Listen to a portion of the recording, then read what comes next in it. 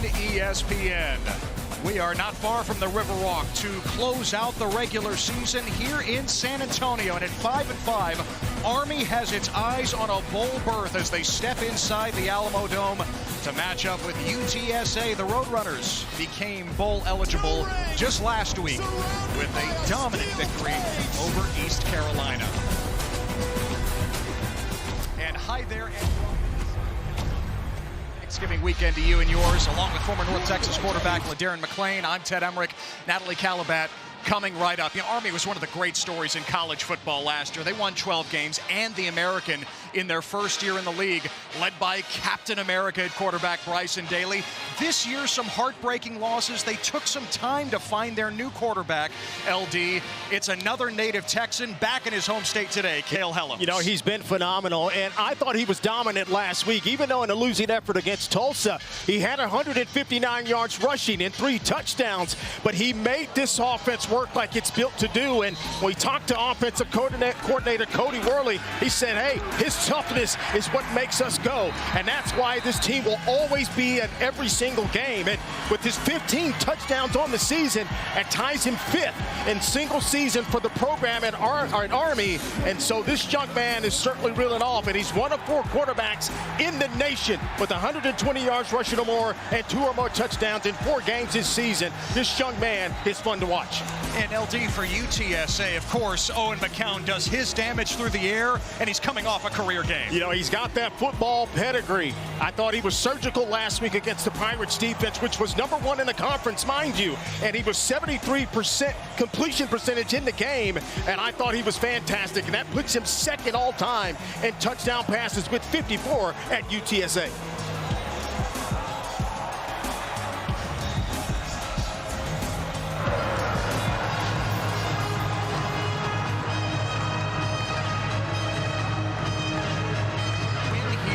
Inside the Alamo Dome against the Roadrunners. Under Jeff Traylor, since he was hired in 2020, they have won every conference home game they have played.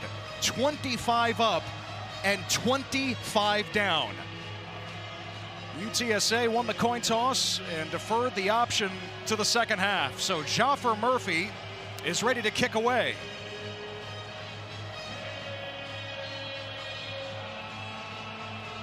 UTSA sporting their lights out black jerseys for a 2nd straight week.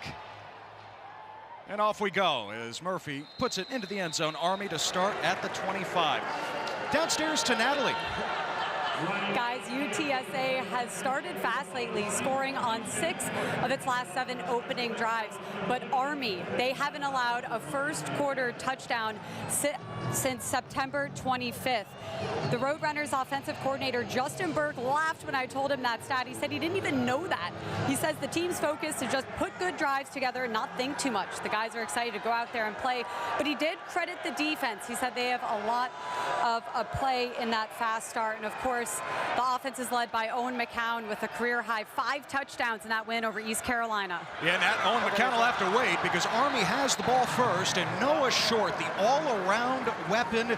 They can run it with him, they can throw it to him, picks up a first down on the toss, 11 yards. Yeah, and I like what they came out. They started with a 4 wide receiver look just to see how this defense would react to that, and then they shift back into their normal offensive formation, and they can do anything they want, and they come with the toss outside to Noah Short. And that's a nice opening play to start the drive. Helms was the 3rd string quarterback before the season, but ascended to QB1 by the middle of the year. Here's the pitch to Samari Howard, another native Texan from Temple, about 150 miles to the north, and he's hit near the line of scrimmage. And that's a fantastic job by Shad Banks Jr. Shad Banks has got to have one of his better games, and it's going to be a unique game because he's going to get Army offensive linemen coming at him from all different directions, but that time there he had a clear path to the running back, and you can see his athleticism and his smarts there. And LD Banks, the reigning American Conference Defensive Player of the Week, had a fumble recovery and a pick 6 last week against East Carolina in that huge win over the Pirates. Helms to throw for the first time, and it's incomplete over the head of Parker Pulaski. Helms throws on average about 6 times per game. It's funny, we made a crack with Cody Worley, their offensive coordinator, yesterday. LD, are there plays in the playbook for tight ends at Army? One caught a 2-point conversion last week. Said we rep it all week. There was one. You got to tell you, hey, say a prayer for us too. Speaking it to existence to make that happen. He did have the tight end open. That's just a missed pass. But not only did they not complete it, it at least shows this defense they have that capability. So look for that play later on in the game. So a 3rd and long. Certainly Army doesn't like being in this situation, but Helms runs it just shy of the 40-yard line, picks up 3. Army is ultra aggressive on 4th down, but they're going to punt it here to start.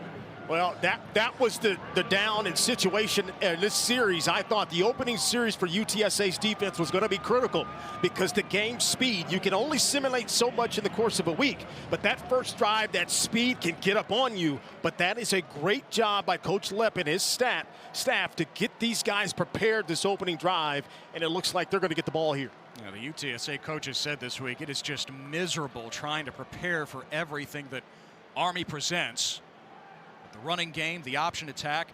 James Wagonseller with the punt, and David Amador II has the fair catch near the 20-yard line. Owen McCown, the son of Josh, the 18-year NFL veteran, now the quarterback's coach with the Vikings. He has battled injuries all year, LD, from his shoulder to his leg to his groin. He is finally healthy now. Yeah, and that makes a huge difference, right? Anytime you play the quarterback and you've got your body with you, right? It's one thing to have your mind good to go, but if your body can't react to what your mind's telling you to do, it is tough to play the toughest position in sport, in my opinion. But he has been rocking and rolling. And especially last week where I thought he was outstanding throwing 5 touchdown passes.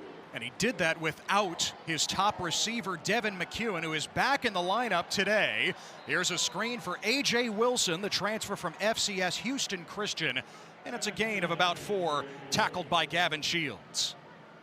Yeah, these outside linebackers for this defensive Army have had one of their better games. And Gavin Shields there running to the ball. You're going to see Eric Ford, who's on the other side, number 40. These guys have to run to the ball and make tackles in space. Also back in the lineup for the Roadrunners, Robert Henry Jr. And he's got the call here on 2nd down. Twisted down by Caleb Fortner, the senior captain at inside linebacker. Just a short gain on the play. Henry missed last week, LD, with an ankle injury. He's been bottled up the last 2 games that he did play, but we're talking about a guy who led the nation in rushing the first month of the season. He has the talent, and he's built specifically for this offense, in my opinion. The way they like to do the stretch zones, his patience, the way he presses the seams a lot of times in the run game. On 3rd and 4, it is Henry. He breaks 1 tackle. Needs to make it to the 29. And it looks like he's got the first down. Hit by corner Justin Weaver, but Henry picks up 5 and moves the chains. Yeah, that's the one point of emphasis. You talk to anybody on the other side for Army, they said, hey, we have got to get these guys down on the ground. Even Coach Monken himself says, hey, we've got to get them down. And that right there, he made a couple of guys miss. Colin Madison might be the best tackler on the team. He made him miss in open space. Now on 1st down, rolling McCown out, the lefty throws back to Amador, who scored on a screenplay last week against East Carolina. Army limits him to a gain of 3 here. Eric Ford made the hit. Now Jeff Traylor in year 6 as UTSA's coach, he told us this week he's guarding against a letdown after beating ECU 58-24 last week. As he put it to us, how does a bowler follow up a 300, a perfect game, usually not with another 300? You have to forget it happened. That's how you get it. And if there's anybody that can get his team refocused in a matter of days, it is Coach Traylor. He's been there, he's done it, and I'm going to be very confident these guys are going to come out and play one of their good games. Henry to the outside.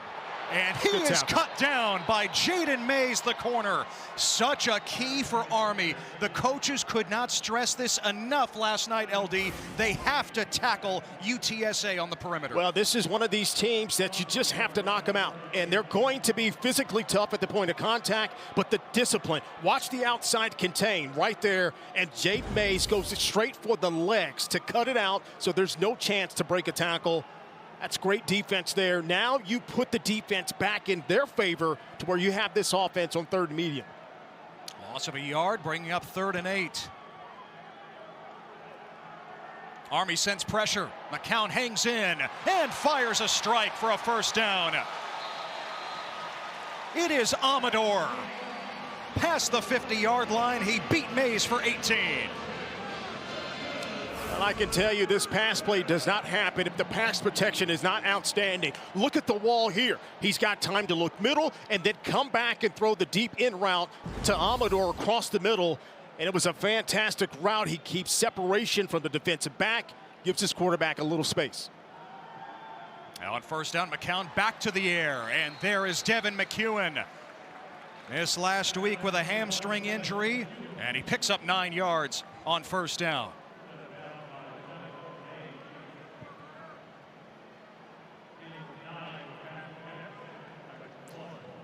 Well, Jeff Monken, year 12, again, the special season a year ago. He said that after blowing that game last week against Tulsa, they were up by 11 with 4 minutes to go. He said, I am distraught. I have not slept all week. Thankfully, my players are a little more resilient. Yeah, he was a little heated last night, and that just shows you that the love of the game and that that these games mean so much to these guys. On 2nd and a yard, McCown hits an open McEwen. Devin McEwen breaks a tackle, and he's inside the 5. A 1st and goal for UTSA. 36 yards. Well, when you've got Robert Henry in the game, this defense has to pay extra attention, but the play-action pass sells out, and it gives the quarterback an open lane. And when you play zone and the quarterback holds the ball long enough, you lose containment of receivers. And McEwen is one of these guys you have to know where he is every single time he's on the field, and that's a nice big chunk play to get inside the 5.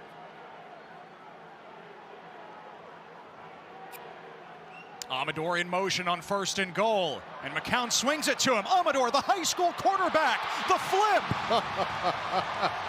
And it is caught for the touchdown.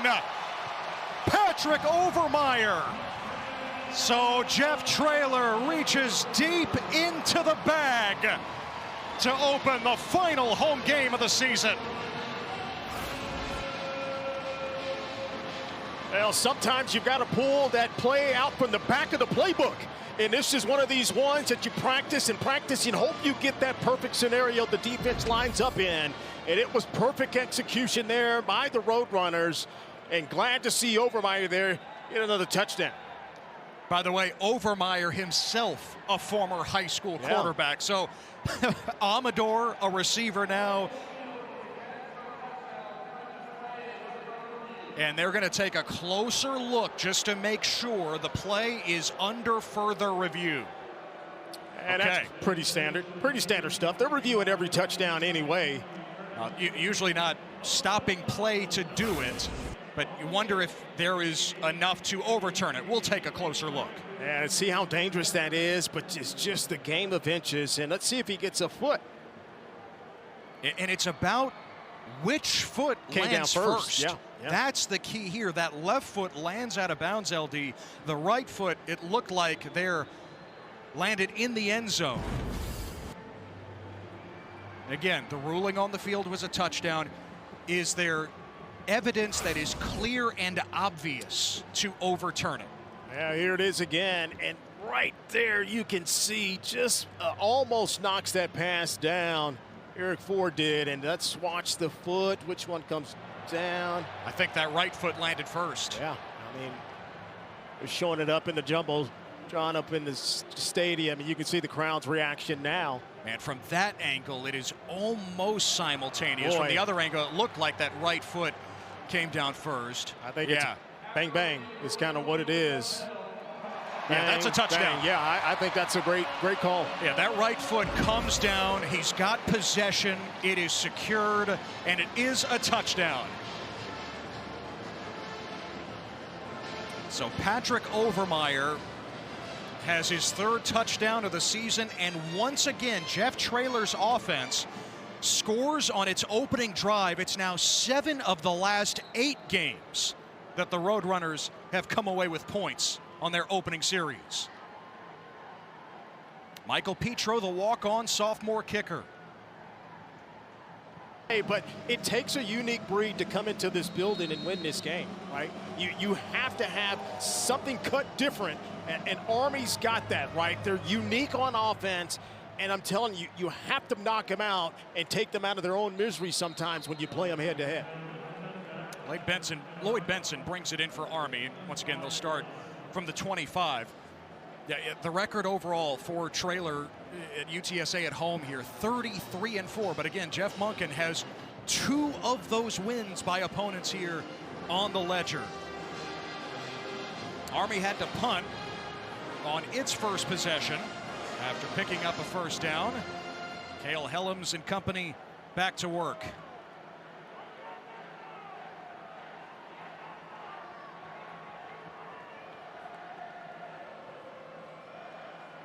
The pitch to Short, who picked up the first down on the last drive, and he's got another good gain past the 30-yard line, a gain of 8. Jimmy Wyrick ushered him out. Yeah, this is a good sign. If this offense can get the triple going, right? It's a fake there. Quarterback keeps. Now he decides to pitch. But to do that, you better have blocking on the perimeter. That's a great job, Samari Howard, number 27.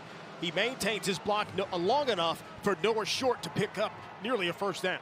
Short was a DB to start his career at Army before being moved to offense. On second down, Carson Smith bludgeons for the first down to the 37. Yeah, Noah Short, he made a big play in the Army-Navy game, blocked a punt. He was playing defense, special teams, and Jeff Monken saw his speed.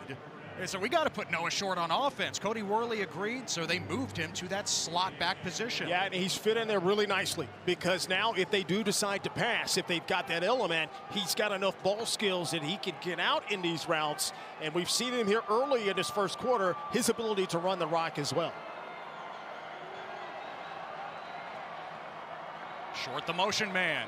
The rocket toss, a staple in the Army playbook, and UTSA diagnoses it well. Wyrick there on the edge. It's a gain of only a yard. And these cornerbacks for this defense of UTSA have got to be physical today. And that's a great job by Martin, number 3. He's the cornerback. He comes up and keeps outside contained. And when you can set the edge in the defense, that allows the backside pursuit to come in and make the tackle around the line of scrimmage. Of course, Army's not always under center in that traditional flex bone. Cody Worley said it has really evolved in his time there at West Point. Here's the pistol on second down, and the option pitch to Short.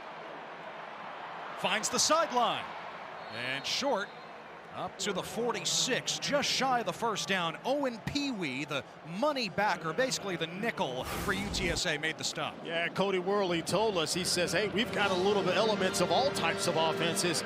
I think this is still formation-wise a different element, but the blocking and the basic skill of what they're trying to do is what Army football is all about. And they get to the edge, putting stress on the defense, making them have to defend inside, and then all of a sudden they've got to run to the sideline to make a play. 3rd and a yard. And it's Helms the whole way, and he is hit just short of the line to gain. Walk-on defensive end Kenny Ozawalu went down low, 4th down, and expect Army to go for it. And no doubt about it here. Watch the penetration here by this defense. You got to hold your ground at some point, and there's the cornerback one more time popping in there again. Only FAU has gone for it more on 4th down than Army across the nation. And you can see UTSA putting an extra big boy into the game on that defensive line. Forth Brenneman on his podcast in the offseason, analytics were made for a school like Army. Going for it on 4th and a yard from their own territory. Helms won't get there. He is denied. Ozawalu, Jamie and Buxton, and the rest of his Roadrunner friends come up with the turnover on downs. I want you to look at the defensive penetration. Watch number 97 flash. He's the first guy inside, and once he gets that penetration, that throws the timing of the blocks off, Ted, and then they're able to get the ball carrier down. Obviously, Hellum's there. Watch this here from field level.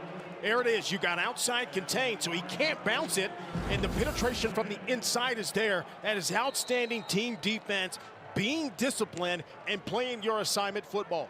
Well, once again, Army stopped on 4th down. Such a bitter experience last week against Tulsa when they went for it on 4th and 3. Got stopped. Tulsa eventually kicked the game-winning field goal. UTSA takes over with excellent field position, and Henry runs it to the 40-yard line. It's a gain of 6. In my opinion, the reason why this offense has gotten back to the way the Roadrunners like to play is the run game. And it doesn't matter if it's Robert Henry, if it's Will Henderson, they've been able to run the football. That is a quarterback's best friend. And when you have that running game as your security blanket, now you can take those play action plays and take those shots downfield. LD, to your point, Jeff Traylor said that McCown is a different quarterback with a running game. You know it, having played the position. It's not all on your shoulders. Absolutely. McCown on the half roll, almost taken down, and incomplete, just behind Amador. Jack Bowsam had a beat on McCown, could not wrap him up. And that's what the Black Knights have to do. They have to harass McCown in the backfield. They have to get to him. You don't necessarily have to hit him every time or sack him. Just harass him a little bit to get the timing off. That's a great job on the back end, too, because the secondary is locked up man-to-man. Now, Army only has 10 sacks on the year. That ranks last in the American, and only UCLA has fewer in the nation. Bowsam so close to one there. 3rd and 4, and UTSA calls a timeout. So when I run the AI query, I just get this generic answer. It's like the Green Wave beat Charlotte tonight on ESPNU. Yeah, fun times at Mean Greenland for sure, but a lot to still be settled, and here it is. Just kind of lays it out. Who has that best chance?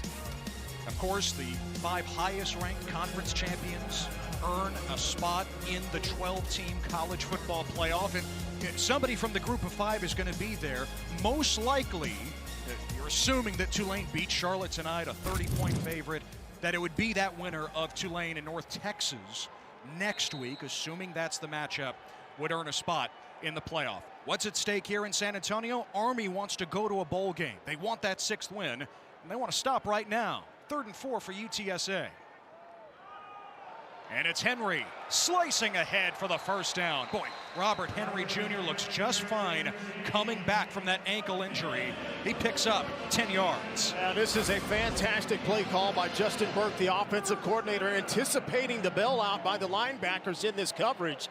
And they hit him with a delayed draw to arguably one of the best players certainly in the country at running the ball, and Robert Henry. And that's 3 for 3 on 3rd down. That was one of my things coming in. Could they be better on 3rd down? They were 9th in the American Conference coming in at 40%. Right now, they are 3 for 3 in 3rd down conversions. You do that, you keep Army's offense, Absolutely, which will grind away on you off the field. Henry again with the stutter step now. And he's corkscrewed down with a gain of 8. Eric Ford made the tackle. Yeah, right now, this offensive line of UTSA is starting to get a little bit comfortable. And when this offensive line is big as they are, they have a decided size advantage against the Army front 4, front 3 sometimes. Now they're starting to be bullies, and they're pushing them around, and these little bitty runs are starting to reel off 5-7 yards at a clip now. On 2nd and 2, feed Henry again. And this time he's lassoed down. A nice tackle by Gavin Shields near the line of scrimmage. Yeah, that's an outstanding tackle, and that's got to be a lonely feeling, right? You're the only guy out there, and you're one-on-one with an electric player like Robert Henry, but that just shows you the fearlessness of this defense, that they can make those plays when they absolutely need to make it. Now, Henry did not practice at all last week. He did return this week. And now here is what UTSA calls the rugby pat with Patrick Overmeyer. Yeah, it kind of looks like a scrum. It's not the tush push. They have run this play all year with great success. But the spot does not appear to be favorable here on 3rd and a yard. I don't think he got it. I don't think he got it, and I don't think there's any decision to make here. I think you've got to be aggressive in this game. You've got to put points on the board. And field goals, yes, it can help you, but touchdowns against this offensive Army, they're not built to come back from too far behind, so you got to go get this. Overmeyer, the former high school quarterback, again lining up. The rugby pat. He muscles ahead. He needs the 20, and it looks like he has it this time. Boy, how'd you like to be in the middle of all that? I mean, that is a lot of humanity going head-to-head in a rugby scrum. That is the worst thing. It is a first down. I mean, you were an option quarterback. I don't think you ever ran that. No, not that. I'm trying to get to the perimeter with the little guys outside. Yeah, but that's a good call by Coach Traylor. You want to keep that momentum in games like this because there's going to be no quit in Army. They're going to play every single play 100%. So you've got to use these possessions to your advantage and try to capitalize with touchdowns, not necessarily field goals. Could be the final play of the quarter. McCown slings it to the end zone for A.J. Wilson, and it's batted away by Colin Madison. Madison, the safety, has had a terrific year for Army. What a play there. Ted, that's outstanding coverage because he's out there on an island. This defense is manned up, so he has got to play a play on the outside, and he doesn't contact the interference, makes a clean play, and makes a play on the ball. That's fantastic defense. Madison was the National Defensive Player of the Week in Week 2 when Army knocked off Kansas State. Broke up 3 passes and had an interception. Back to Henry. And Army gums things up. Only a yard. It'll be 3rd and long for UTSA in the red zone on the other side. Well, Patrick Overmeyer kept the drive alive with the 4th down conversion. He's got the only touchdown of the game. The quarterback turned. Our offense put our defense in a bad spot. They got themselves in at least a 3rd down right now. We'll see if we can get a stop. We appreciate the time. Thanks, Coach. Thank you. And Hawkins really hoping his defense can rise up here in the red zone as Owen McCown and UTSA faces a 3rd and 9. Well, Ted, looks like they're going to empty the backfield, so you've got 5 eligible receivers. See if Army can react to that the right way here. Just a 3-man rush, still a little bit of pressure, and McCown throws it short to DJ Allen at the 15-yard line. About 5 yards short of the first, and the field goal unit comes on. Yeah, I think that's an outstanding call there by defensive coordinator Nate Woody. He changed the picture at the snap of the ball, and it looks like they were going to play one look, but then they bail again at the snap of the ball, and they're protecting themselves in the middle of the field. And then you've arguably got 2 of the best players in the inside in the American Conference, and Andon Thomas and Caleb Fortner there.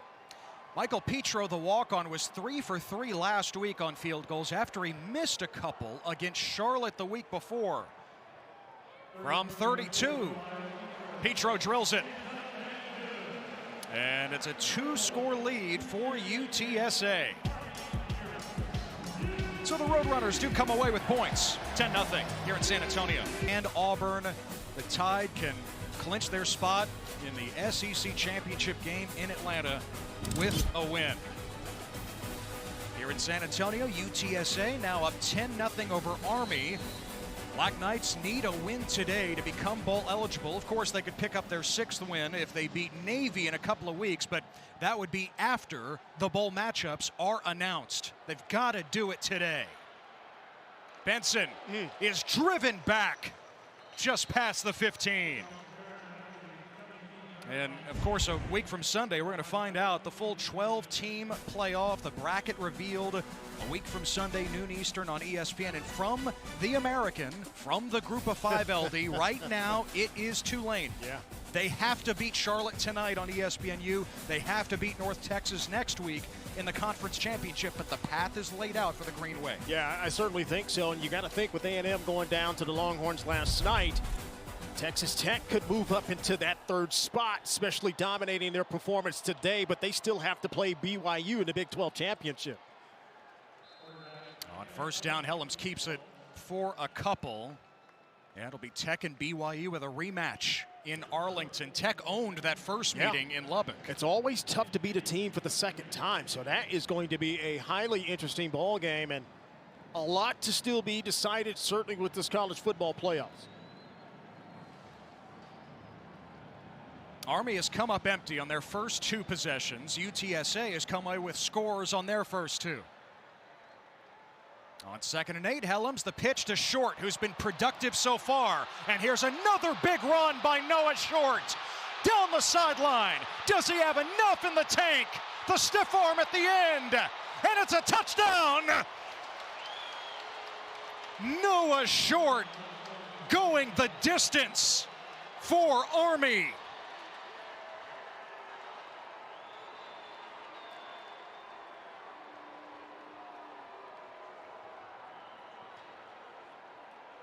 That is outstanding execution, and that's what we've come to expect. You've got 8 guys on the line of scrimmage, and if one guy does not make the tackle or they get out of position, the way they are technically sound on offense for Army and the way the quarterback can operate pitching the ball on the perimeter, and then you just see the flat-out speed by Noah Short. That is outstanding, and that's why the Black Knights are always in every single game they play.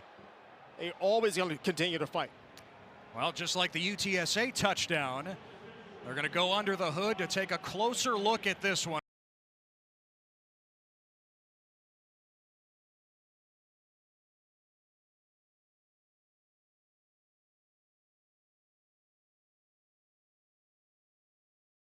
But where does his feet land? I think that's a touchdown. He hits the pylon, too, before he even hits the ground. Ball still in possession there, and assuming it stands, it is the longest run for the Black Knights this season, an 81-yard touchdown. How about that play? It was explosive, and Noah Short, we talked about him at the beginning of the game, how they utilize him in this offense, and you can see he's dynamic. We even talked to the offensive coordinator, Cody Worley. He said he's the most dynamic player on this team. And that says a lot for an offense that really, a lot of them are just tough as nails, but you need some dynamic players. And it is a touchdown. The first rushing touchdown of the season for Noah Short. Just his second overall. He caught a touchdown pass. And man, of course he's fired up.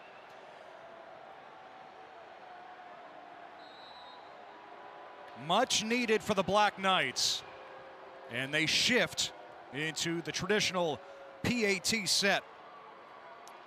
Here for Dawson Jones, the sophomore.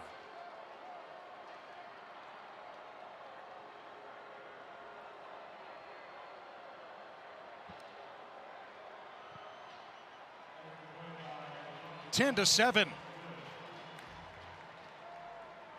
Noah Short going long on the ground, LD, 81 yards. Wow, this is a thing of beauty, and this is what this offense has come to do. And if you're out of position, they have the firepower to make you pay. Noah Short to the house. Discipline on these nakeds and these bootlegs, you need to have somebody running at the quarterback to make those off-the-mark passes.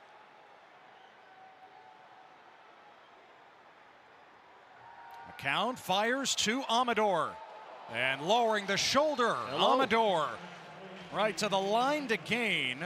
Jaden Mays on the wrong end of that hit. Now this is just a high percentage pass. If they're going to play soft, we're going to raise up and throw the hitch route. But then you've got one of the more dynamic runners after the catch. And we even talked to Coach Burke. He said he's a strong runner with the football in his hands. And that right there shows you everything you need to know about number 8. And kind of like McCown, Amador has really come on as he has gotten healthy. He dealt with turf toe the first 2 months of the season. It is a first down for UTSA. Now the screen for Amador. Got a block from McEwen and a short gain as Gavin Shields and Casey Larkin were there to meet him. And this is what a point of emphasis. We talked to Coach Woody last night. He says, hey, they like to throw these wide receiver screens. We can't get too overly aggressive because they throw the fake screen and throw the pass behind us. But that time, Justin Weaver stayed at home, kept outside contained, and that allowed the inside pursuit to come up and make a minimal a stop there for a minimal gain there. It really is job number one for any defense that has to deal with Owen McCown and the UTSA passing game. You're going to get that steady diet of screens and then look out for the screen and go. And they take a shot. Here's the middle screen for Will Henderson, and he's dragged down from behind. Once again, Army disciplined. When has that ever been said? Cale Newton with the tackle after a gain of 3. Every single time.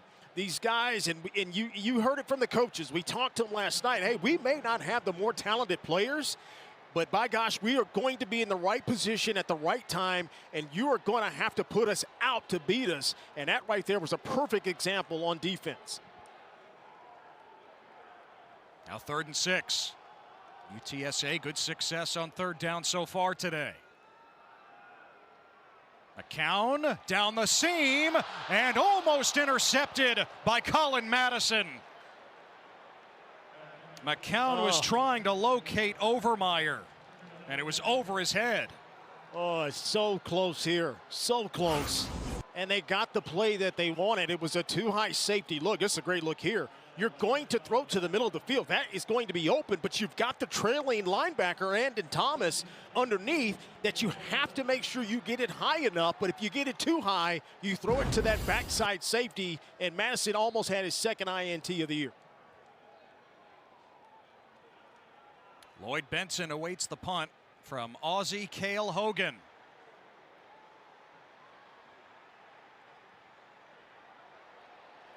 And I think that it definitely went out of bounds there inside the 5. I wonder if it made contact with the gunner on the way down. It is marked out at the 3-yard line.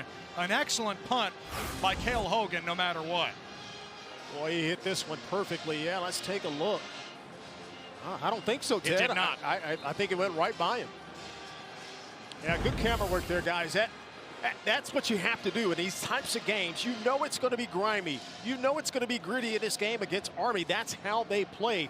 But special teams, you can't forget that. And now you tilt the field back the other way to make this offense have to go 90-plus yards here. Now from the 3.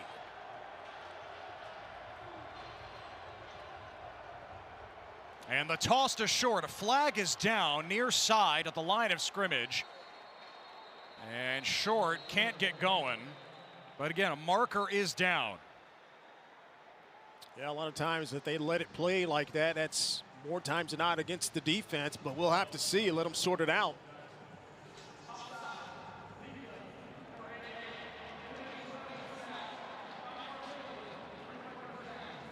Kevin Randall, the referee today. It was Cam Blaylock on the defensive line, the culprit. Jeff Traylor, your thoughts?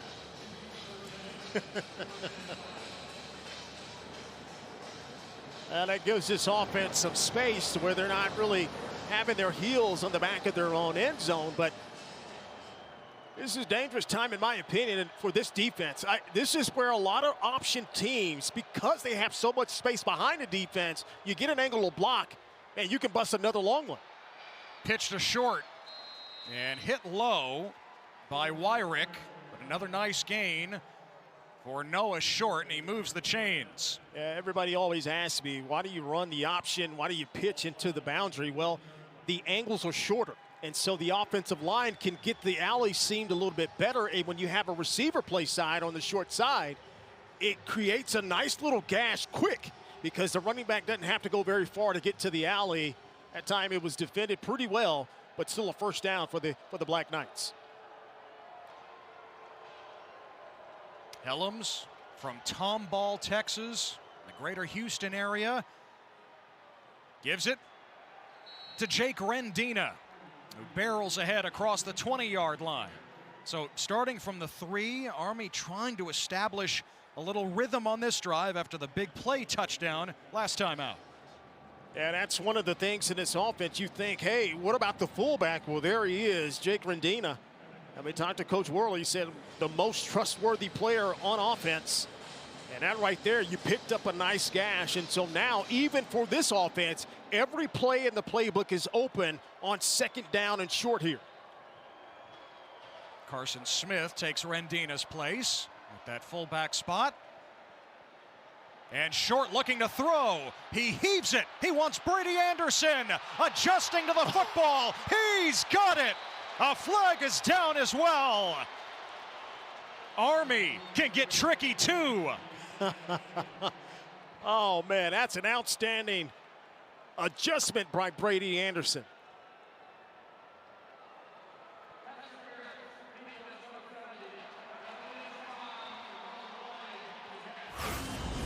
It's a 24-yard pass from Noah Short. What can Noah Short not do? I'm telling you, in this pass, he's just trying to throw it up, but sometimes that's the best thing, especially if the defensive back has his back turned to the ball. Now you allow your receiver, and they're really high on this young man, Brady Anderson, the sophomore. His ability to make plays right there adjusting to the football was outstanding. Anderson averages almost 30 yards a catch this year. Helms wants another big play to Anderson, and this time it's just past his reach. Davin Martin had the coverage. Now, even though they're not completing these passes, you want the defense to always have that in the back of their mind, because that'll soften a little bit on the run defense, even though they're not completing it. And I think that's a great example of first down. Most offenses in the country are going to throw the play-action pass on first down.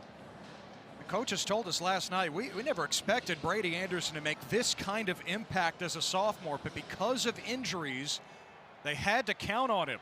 And man, has he delivered and improved throughout the year. Helms keeping on the option, and a short gain to bring up 3rd down and 8. Brandon Tucker, the linebacker, holds him to a gain of 2. Yeah, and I think this defense is doing a nice job of containing Helms. Helms is the main guy in this offense. He's going to have the most carries historically in this offense when he's been the starter this year. But right now, this UTSA defense doing a good job keying him. But these other players are starting to have some heat and being able to make some plays in the Army offense. It's a tough down and distance here for this offense, though. But again, keep in mind, now on the plus side of the 50, most likely 2-down territory. That's how Army has played it under Jeff Monken. Helms to the air. He rifles. Caught near the sticks by Short. And let's see where they mark him. It appears to be just short for Noah Short. And so 4th down for Army. Yeah, you got to go.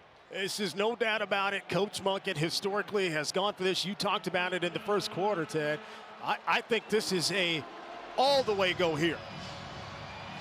Got stopped in the first quarter on 4th and a yard. Once again, 4th and 1.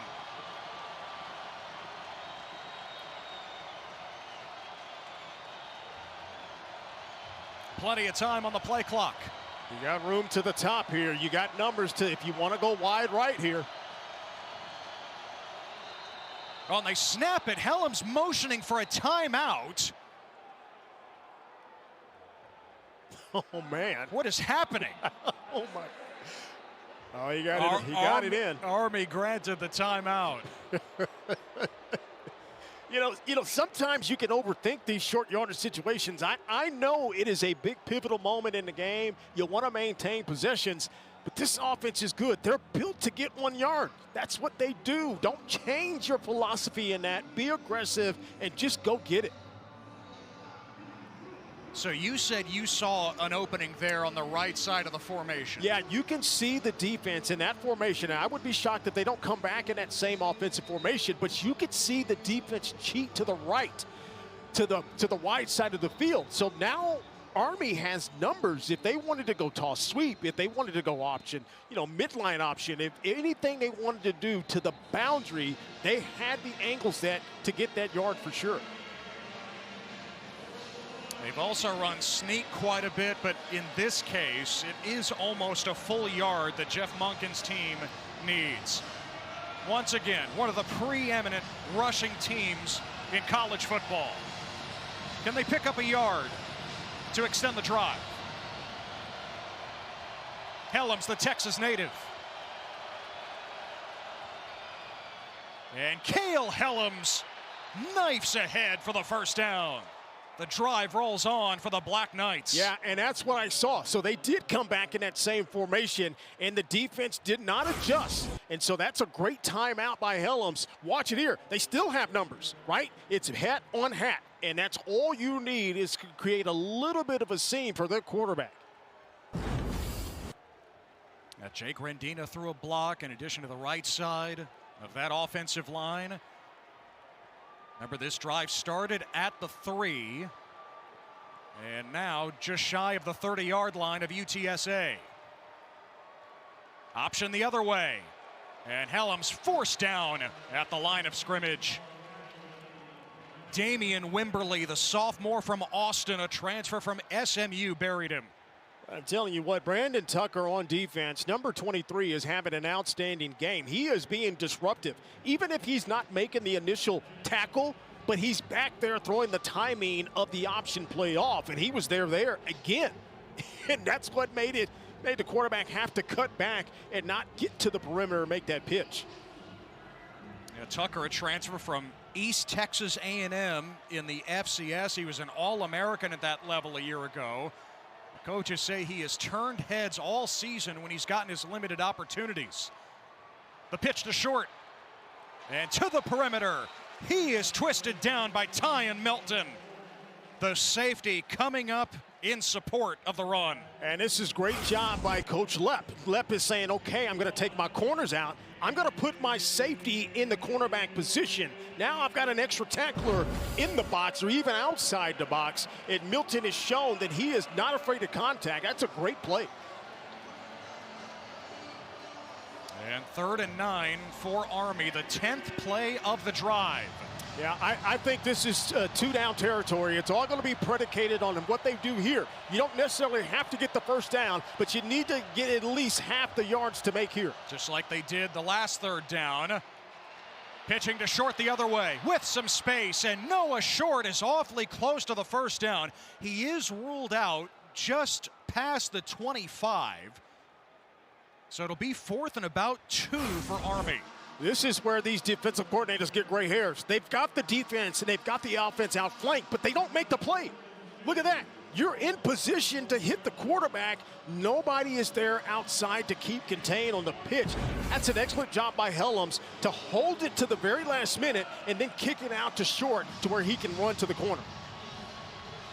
Short is already well over 100 yards rushing in this first half. Again, he's got the 81-yard touchdown. 4th and 2, Army going for it again. Flag is down, might be offsides. Free play perhaps. Helms' pass is incomplete, and there's a second flag down in the backfield after Kyan Roberts-Day applied pressure on Helms. So a flag at the snap and a flag after the pass.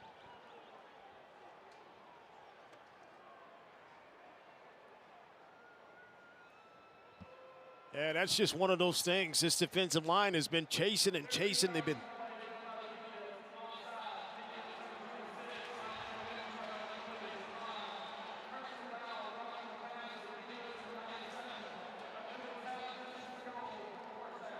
because you can't get a clean shot on Helms a lot of times when he's back there to pass. And even when he's running, he's protecting himself. And the defensive lineman said, I got to get something on him. But you do it late. And that's the issue. Here it is. It's a great play call. I like to play action in this situation. Now, it's actually defended very, very well. Now, watch this pass is long gone. You got to have the discipline to pull up because those little things extend drives. And when stuff like that happens, a 5-minute drive turns into a 10-play, 10-minute drive. And we're on the brink of that right now with this Army offense. Yeah, Army is cooking up a classic Black Knights drive right now. And Carson Smith takes it inside the 10. Met by Shad Banks Jr. Under 4.5 to play now in this first half. This drive has lasted more than 6 minutes. And, you know, you talk about teams keeping the opponent's offense off the field, and that's the best defense. It 100% is. Especially the way they are built, the way they like to chip at you defensively. This offense does not flinch, and they love to pound and take every little bit they can.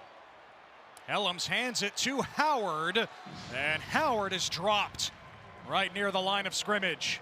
And that, Ted, might have been the one misread there by Helms, because they go with an inverted read option.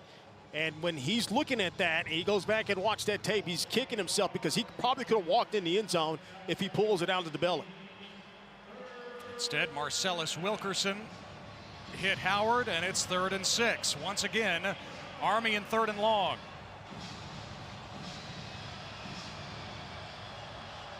Helms told us he's got 35 friends and family here as he returns to his home state. Trying to cap off this drive. The jet sweep, short. Will he throw again? Boy, he thought about it, and he ran out of real estate. Knocked out of bounds. It's 4th down.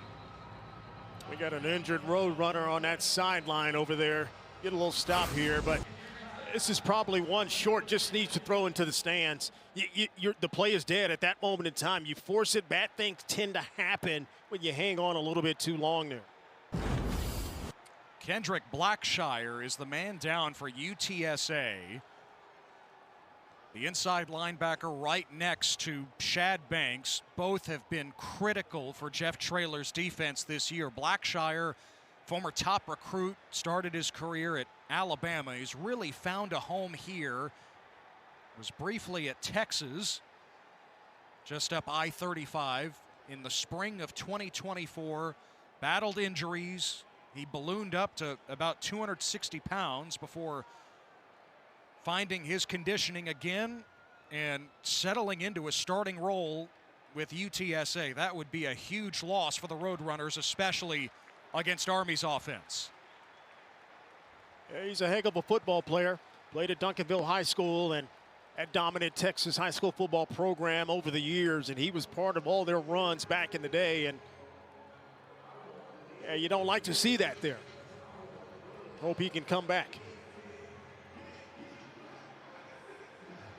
That might mean even more of Brandon Tucker, who you pointed out already today. Yeah, he might have to be there. James Wally, too. You know, we talked about that also, that Wally was going to get, I believe, a little extra more minutes in this game as well. But so 4th and 8 for Jeff Monken. How do you play it now, LD? boy, I'm telling you what, now you got to think, okay, we fought tooth and nail just to get down here.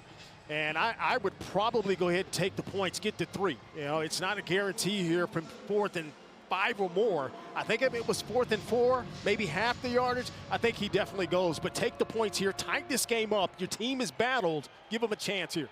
It's the right call. Dawson Jones is on to tie the score. He had a walk-off 27-yarder against Air Force earlier this month. This from 27 to tie the game. And we are knotted up at 10 here in the Alamo City. Army started from its own 3, and they even the score.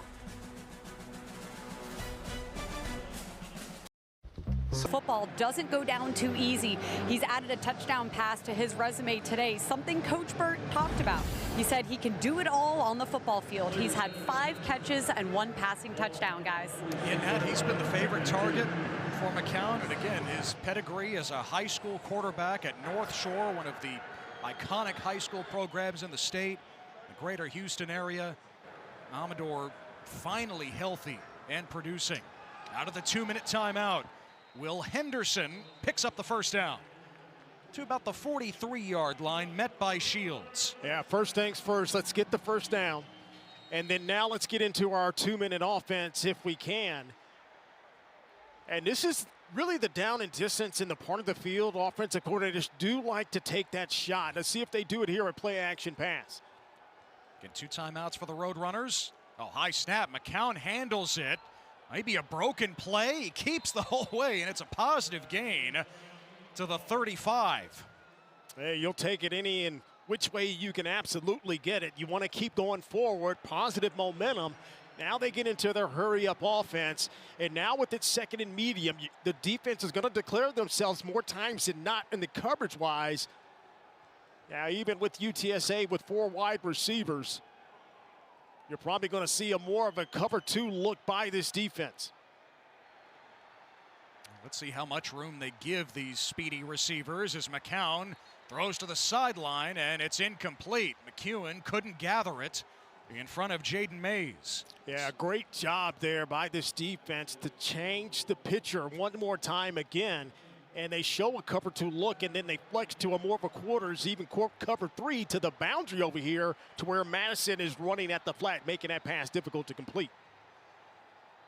So 3rd and 3 for UTSA. Just over a minute to go. And remember, UTSA will have the ball to start the second half. They love to take the lead first before going to the locker room. Henderson motioned out wide. McCown off the hands of Amador, and it's intercepted by Jaden Mays. Mays with a flag down inside the 20. Henderson, the track star, trying to bring him down, and Mays is all the way in for a pick 6. A touchdown for Army to take the lead. But check the marker at midfield. Ted, I think this is after the INT regardless. The touchdown may not stand, but I think it's no doubt Army football after the pick.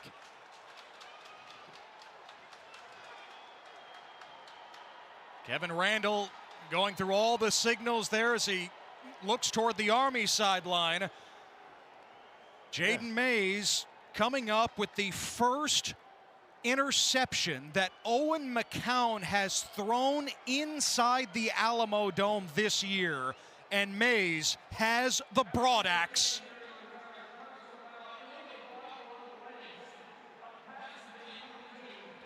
Oh. Okay. So the penalty against UTSA, it is a pick 6 for Jaden Mays, the junior from Fairfield, Ohio.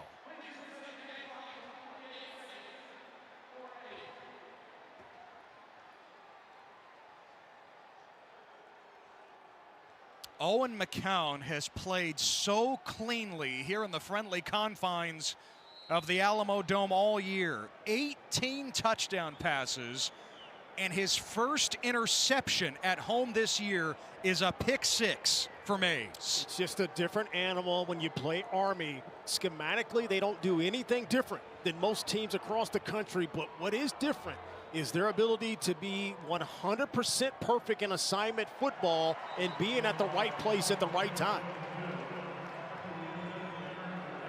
The first pick of the year for Mays, who had 4 a year ago. One more look. Well, this is where I just think McCown is just off his mark a little bit. That pass is high, and that pass has to be on the body and to the inside. And watch the launch angle. See how high he's having to throw that? And then you're throwing it to a tight end. It has to go above his head. And then you get the tip drill, and then you've got Mace going back the other way. And that's what I said. It's a team that, yes, you may have bigger, faster, more talented athletes, but they play football the right way. They're in the right spots, and they're going to give 100% effort every single time, offense, defense, and special teams. And how about it, LD? The penalty was on McCown, yeah, going low on Cale Newton, the defensive lineman. So, yes, it is a touchdown, and yes, Army, vying for a bowl berth today, is in the lead. They trailed 10-0. Now they're up 17-10. And as we said, Owen McCown struggles this year, a lot of it due to his health, and most of his poor games have come on the road against admittedly good teams. But it's his first interception at home this season. And with that penalty on McCown, Army kicks from midfield. In the hands of Henry, and they blow it dead.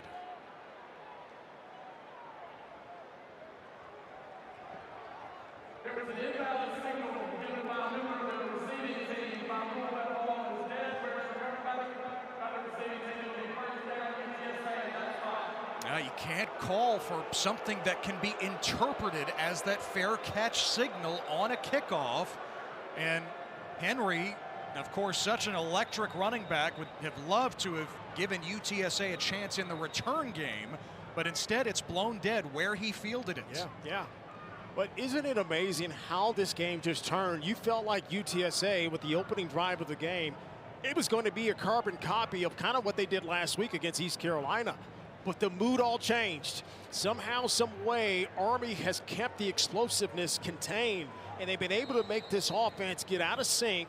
And in my opinion, I think Owen McCown is out of rhythm, and his passes are a little bit off the mark, and this defense is starting to capitalize on what the Roadrunners want to do. 48 seconds, and McCown hooks up with McEwen to the 15. And a quick timeout with 42 seconds.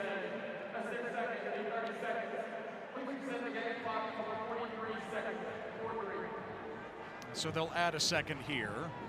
And now just one timeout remaining with the Roadrunners at their own 15. Yeah, and you're in that gray area where, okay, we got to be careful with the ball. We want to go down and get points. You want to try to double up as much as you can because they're going to get the second half kick. But at the same time, we got to be careful because if we don't get this first down or if we make a mistake again, Army has a short field one more time. And it's really the conundrum that most offensive coordinators run into with the time on the clock with 43 seconds and then the down and distance and most importantly, where they are on the field on their own 15.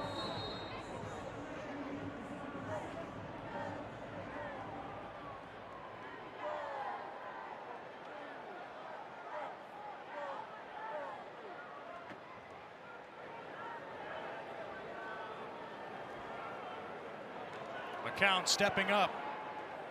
And again, it's McEwen. A first down this time, just shy of the 30.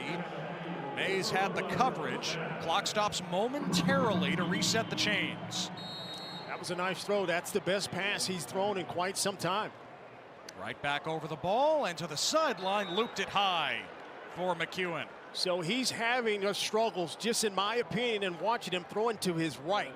It's a left-handed quarterback, we know, but your mechanics have to be on point to throw across your body, and we've seen him throw high passes to the right side in this game today. What does he need to change? He needs to change his footwork, get his body more open. It's kind of like a golfer. If you're trying to hit that slice, your body has to aim left to hit it right. It's opposite for a left-handed quarterback. You've got to get that left side turn and throw downhill. Under 30 seconds. And dumping it to Henry with a hurdle over Mays and out of bounds to stop the clock with 25 seconds. Well, he makes this look easy, right? I mean, that right there, not even close. He's hurdling like easy. And this is where this Army defense is really good.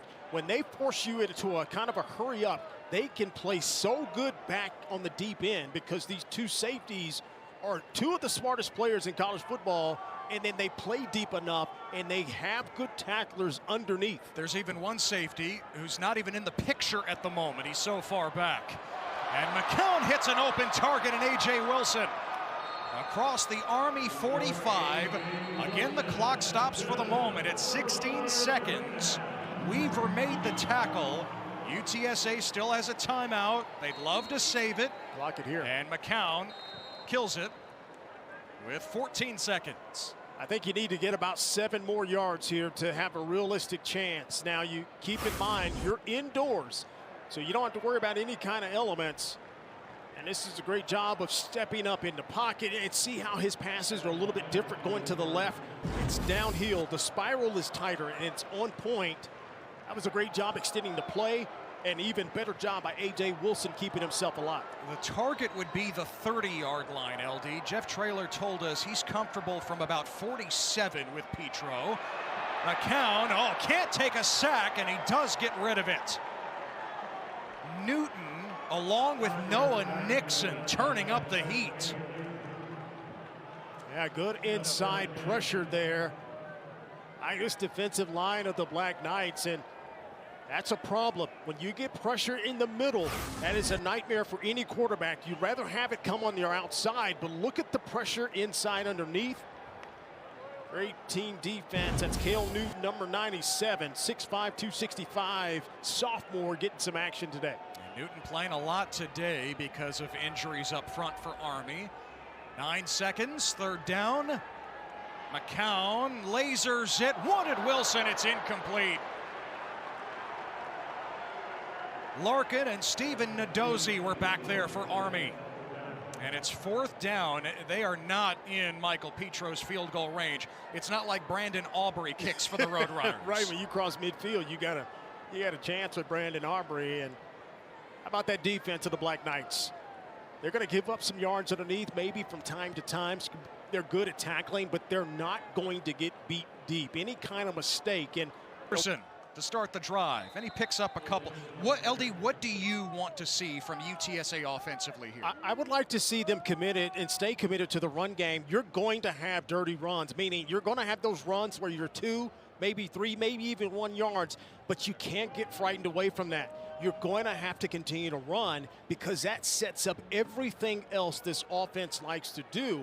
Now, if you get one-dimensional, that's going to play favor to the Black Knights on the other side. UTSA came away with points their first 2 drives, nothing the next 3. Robert Henry Jr. finding an alley all the way to midfield. Henry has surpassed 1,000 yards on the season today. He picks up a big gain of 22 there. He's just too good not to be the focal point of this offense. Here it is, just an inside zone run. That's a great block by the left guard. 4 times now, that's Trevor Timmons, number 63, and he does a great job of just creating a little bit of space, and that's all Robert Henry needs. Good run there. And Henry follows it up with a 2-yard run on 1st down.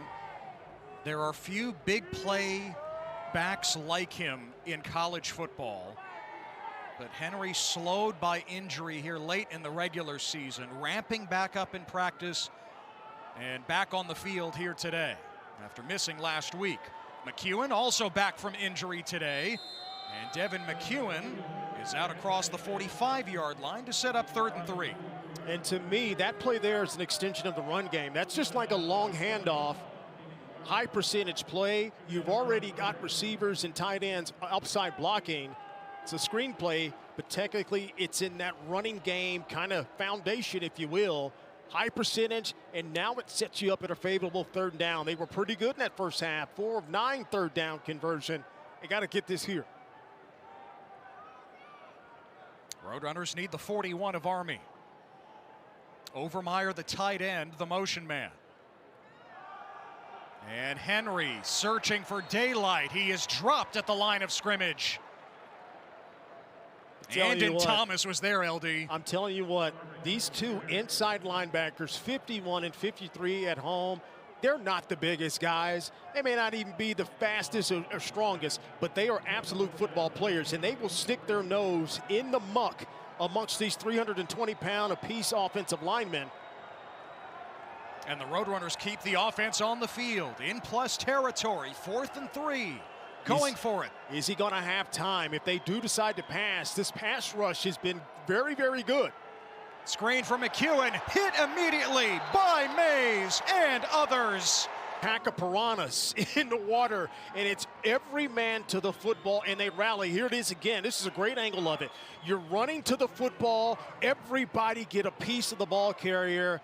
That is what Army football's defense is all about. They get in position, but then they make the play, and that might be one of the bigger defensive stops in the game. A pick 6 and a 4th down stop for Mays, who had plenty of help. As they take over, Army gives it to God's Power Wawihe, the freshman recruited as a quarterback. He's being used as a running back here late in the season because of some injuries. They love his potential.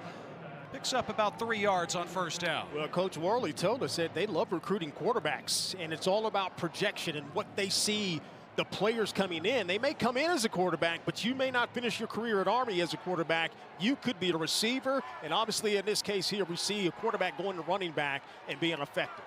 And Wawihe, another native Texan back in his home state. That includes Cale Helms from Tomball, the greater Houston area, about 200 miles to the east. Helms did not have a big rushing first half, just 7 carries, 14 yards. Noah Short has done most of the damage. And that's got to be a little bit of a concern if you're UTSA. Their best player hasn't been a focal point in the game. And we've seen him. He's had games of 41 carries, 38 carries last week. And right now, this offense is in a prime position to put this in a tough situation for UTSA. And Hellam surges ahead for Army's first third down conversion of the game. They were 0 of 5 in the first half, but Hellam's continues the drive. And now you're in a situation to where Army playing with the lead. We talked about it. They lead the country in TOP. Now they're going to bleed this clock. They're going to shorten this game. And so now you've got to be thinking, hey, when are we going to get the ball back offensively? Because we may not have a ton of time to maybe tie this thing up or try to come from behind. It can mess with your mind when Army is rolling offensively, just clicking ahead like they're doing to start on this drive. Hellam's again inside the 40. Now, we mentioned he was back in his home state, LD. He has actually played here in the Alamo Dome once before. It was a high school playoff game with Tom Ball. He ran for 311 yards and 3 touchdowns almost 4 years ago to the day. That's it. That's all he did, right? I mean, as he told us, yeah, I think it was a good game. I was all right. He downplayed that so calm and cool, but that's what quarterbacks should do. And that last play was their quarterback lead, right? It's a quarterback lead zone, and that's their bread and butter play when they can get that quarterback with the lead in the zone. Now the handoff too short, and he is chopped down at the 35, and it'll be 3rd and 1 for Army. There you go. They're just chipping away, taking their time, being methodical, wearing this defense out because the defense has played a lot of plays, and now they're chasing, and they're still having to be physical at the point of contact. Now they've got a 3rd and less than a yard, in my opinion, here. It's set up perfectly the way the Black Knights want to play ball. And remember, they faced a few 3rd and longs in the first half, couldn't convert. 3rd and 1 again. Hellam straight ahead. And by the initial mark, as the officials walk in, it certainly looks like he's converted yet again. Yeah, this is where the Roadrunners, you got to look at the guy next to you and say, hey, we got to be disciplined. We can't get out of rhythm and try to make a play, right? Come out of sync, meaning you can't try to strip the ball. You can't say, oh, let me make an individual play, because that's how you get burnt. So you have to stay the course. They're going to get 1 or 2 yards a pop, but you got to maintain your discipline if you're the Roadrunners defense. Well, it's close enough to bring out the chains for a measurement. You know, in the NFL, you don't have this anymore with the virtual measurement, but here in college football, we've still got the chains. This is like a fossil, you know, and sometimes now in football. Every link matters. Oh, boy. Eyeball it. Kevin Randall's looking at it. Just short. Oh, man. By that much, apparently. Is that exact or not? It's 4th down no matter what. Well, at least he didn't get the credit card and try to slide it in between. Like in that Cowboys-Raiders game a few years ago. Yeah. So 4th and inches. Hellam's has already converted with a sneak previously, and of course Army has run this play so well all season. He leaps over the top, and Hellam's has the 1st down. You know, the people at home, you don't realize that's sometimes the hardest play for a quarterback to hold on to the ball, because you're trying to get your forward lean, but you've got so many hands, so many bodies, so much pulling and grabbing at you. The first priority, and Hellam's did a great job there of just holding on to the ball in that instance there. We mentioned Hellam's high school game here 4 years ago. He actually threw for 8,000 yards in his career. Yes, he was a dual threat, but it's not like he was running a similar offense that he does now. Wawihe sheds 1 tackle, and he picks up positive yardage about, you know, collegiate level type teams. These were top programs coming into the Alamo Dome. Hellam's to the perimeter. And chased by Davin Martin near the sticks. And that's what I'm talking about in this defense. Now you've got to have some real concern as Hellam's is limping a little bit, and now he's starting to find some room and get to the edge. And that's what they want to do. They seal just enough, and and he has enough speed to get to the perimeter. And here we are again. They've lived with this third and short, less than a yard situation. And if they can continue to do this, that is not a good sign for the Roadrunners defense. For the third time on this drive, it's 3rd and 1. It's been a healthy dose of Helms so far. Once again, Helms burrows ahead, and he's got the first down.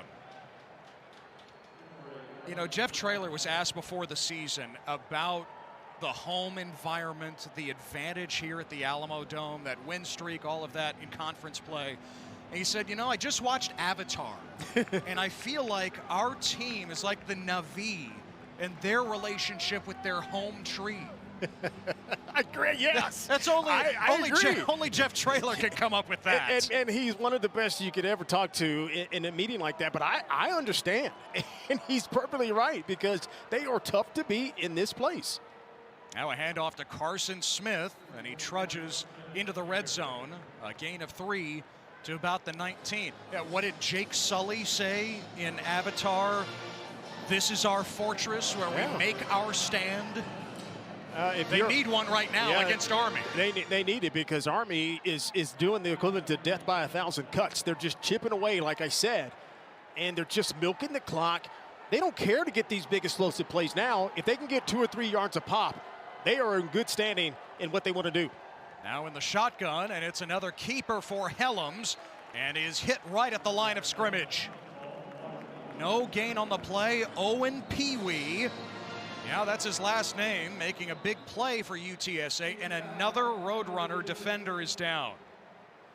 And this is a game of attrition, because the fight is being brought from Army to the Roadrunners. It's a different style of game, because this is equivalent of a boxing match, right? You've got some tacticians in a boxing match. Then you go up against that brawler, and Army is the equivalent of a brawler. And now you've got to see if you can hang in, and we surely hope this Roadrunner is going to be okay and get off the turf here. Now remember, Blackshire exited in the first half with an injury. Then Anyawu on this drive, and now another UTSA player down. Army is starting to roll now offensively after the sluggish start. They punted and turned it over on downs their first 2 possessions. Hi, Nat. There you are. Good to see for UTSA that Kenny Ozawalu is back to his feet. But Jeff Traylor told us this week, it is miserable playing Army. You have just 1 week to get ready for this versatile, multifaceted option attack. Boy, that is so true. And I should have asked him, and I didn't think about it until basically today. Would it be better to play them the first game of the year? Because now you've got all offseason to get prepared for that. But to do it in a week, it's very, very difficult to play that style, especially when it's the 10th, 11th, 12th game of the year. UTSA has put Army in 3rd and long for the first time on this drive. 3rd and 7. Yeah, Army doesn't have to do anything crazy here. They've got 3 points at least for an attempt here. And Carson Smith is hit right as he took the handoff. Driven down by James Wally and Shad Banks. Yeah, that's a great play by the defense. You take the touchdown out of the equation, but Army still has a chance to add points. And here it is again, inside penetration. That is a great job of scraping and getting underneath the blocks.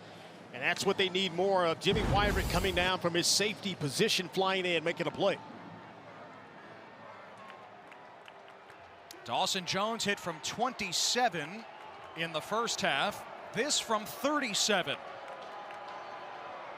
Well within his range. And Jones connects. It's now 20 unanswered points for Army after they trailed 10-0 early. This is where success is earned, never given. Where character and grit break the status quo. And handle the ball, you've got to think touchdown and go score. Well, after a 10-0 lead for UTSA, Army has roared back 20 in a row, including a pick 6 by Jaden Mays. Just had a drive that lasted almost 8 minutes, resulting in a field goal. We've had only 2 possessions combined in this second half and under 4.5 to play. McCown hits Devin McEwen, And it's a first down to open this drive for UTSA across the 40-yard line. Yeah, that's much, much better mechanics by McCown to stand in there, get his shoulders turned, get that footwork square, and throw an absolute strike to McEwen. And expect UTSA to up the tempo here. I just want to put Owen McCown in a little bit of rhythm. Will Henderson cutting it back and dropped by Caleb Fortner. The two team captains this year for Army are Fortner and Andon Thomas, another Texas native from Liberty Hill, just north of Austin. The nickname for those two, they've been on every play, it seems like today, the Gremlins. Yeah. I mean, you think of Gremlins, you think that little bitty ugly little thing, but these are two like hitting machines and tackling machines and fearless guys, and they embrace it and they play after it. McCown whips it incomplete. Nice coverage by Shields on Amador. Yeah, the nickname for Thomas and Fortner, the Gremlins, it was given to them by the inside linebackers coach, Justin Weaver. It comes from Nacho Libre, a particular scene, you know, Jack Black, right? I wish we could tell how Andon Thomas described that. It was hilarious. But I watched that clip last night. Andon Thomas and Caleb Fortner are a lot bigger than those Gremlins in the ring against Jack Black.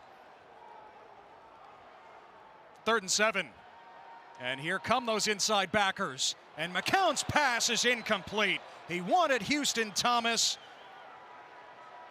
And Colin Madison met him at the spot. Well, the Roadrunners offensive line is having a problem protecting. This time, Coach Nate Woody, the defensive coordinator, decides to heat them up, and they bring pressure from the inside with the two Gremlins, and they get home, and it makes the pass just enough off the mark to where it's really a tough catch there for Houston Thomas.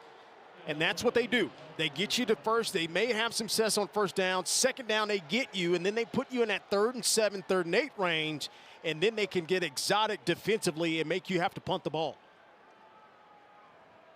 Hogan, the product of Pro Kick Australia, like so many punters these days, forces the fair catch by Benson at the 15. A 40-yard punt by Hogan.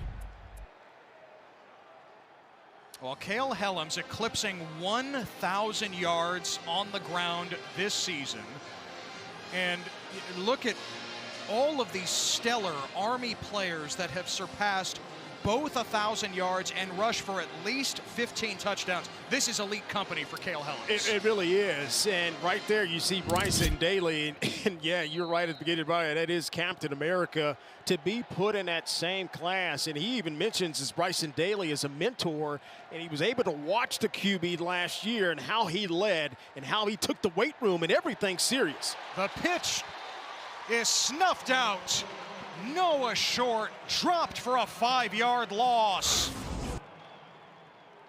Now this is what you have to do. Play discipline. Once you commit and identify the football, you've got to come up and make a play. Lawrence Brown Jr. playing his assignment well. Anytime you're facing Army or really any of the service academies, the coaches talk about assignment football. There's the example. 2nd and 15. Helms has Short open, but he overshot it. Incomplete. He had him, Ted. That was it. That was it. That's what they're looking for. And UTSA, credit to them, they get this offense off schedule. So now they're getting a little bit predictable where they are going to try to put it up. And that's just one of those passes that, man, you got to lead the receiver, kind of drop it in the bucket. Tough to do when you're running, but that was there. Oh, this is certainly not ideal for Army at 3rd and 15. Yeah, I wouldn't be so shocked here if you just don't see a little bit of a belly give here to the fullback, Carson Smith. And we got Rendina in the game. I would not be so shocked if they just handed off to Rendina here. And a timeout for Army.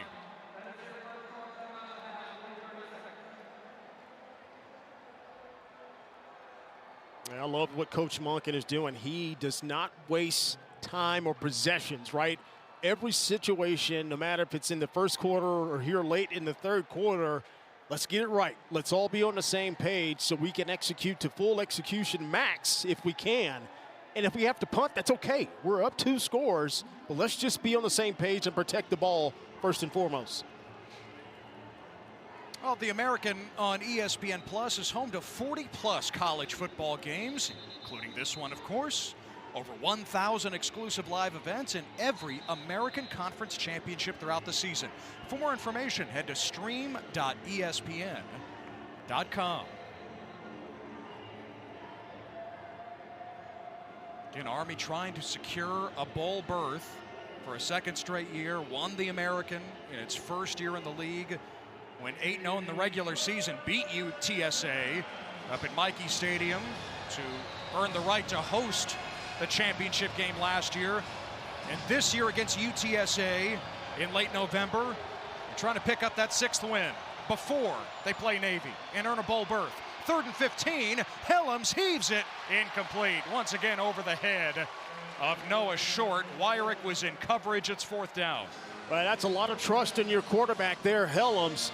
You're backed up. It's a 3rd and a mile, in my opinion, for this offense, and you raise up and do the play-action pass. That shows a lot of trust in your quarterback. Now, you got to be careful here in the operation of punting the ball. You think UTSA, regardless of where this ball is punted, is going to have some of the best field position they've had in quite some time. And if I'm UTSA, I have return set on now. You've got to take advantage of these opportunities when you touch the ball. James Wagenseller booms this one. Amador retreats to the 30. Amador steps out of 1 tackle, and he does cross the 40, but what a boot from the end zone by Wagenseller. Went about 70 yards in the air. It goes down as a 58-yard punt. Fantastic punt. That was on a rope, too. Owen McCown was on the road last year, as we mentioned, against Army. It was one of his worst games of his career. And here today, he has thrown his first home interception of the season, that pick 6 by Jaden Mays. Yeah, you know what? And it's just one of those times when you a team that, you know, every quarterback has that team that they play or defensive scheme that they play, that they just don't have those gaudy numbers that you have. But playing quarterback's not about numbers and yards. It's about winning the game. And right now, you just got to find a way to do it. And maybe a dose of Robert Henry Jr. will help. He picks up 4 on 1st down, met by Andon Thomas. I've always been a big fan of when the quarterback is getting knocked down, he's not having his best game, but somehow, some way, he can wheel his team back from behind and win. That, to me, is more than throwing for 300 yards and 5 touchdowns. If you can do that, that's the mark of playing the position the right way, getting your team that dub. McCown connects with Houston Thomas right near the sticks. A talented tight end moves the chains. It's a 1st down. And a man remains down for Army. That's Casey Larkin. Made the tackle. Oh, no. You know, Larkin iced that win over UT. The opportunity is there for Owen McCown and the Roadrunners offense. Goal to go. 2nd down from the 8. Will Henderson motions into the backfield. McCown to his 2nd read, a leaping grab and a touchdown. And the 2nd of the game for Patrick Overmeyer. UTSA within a score.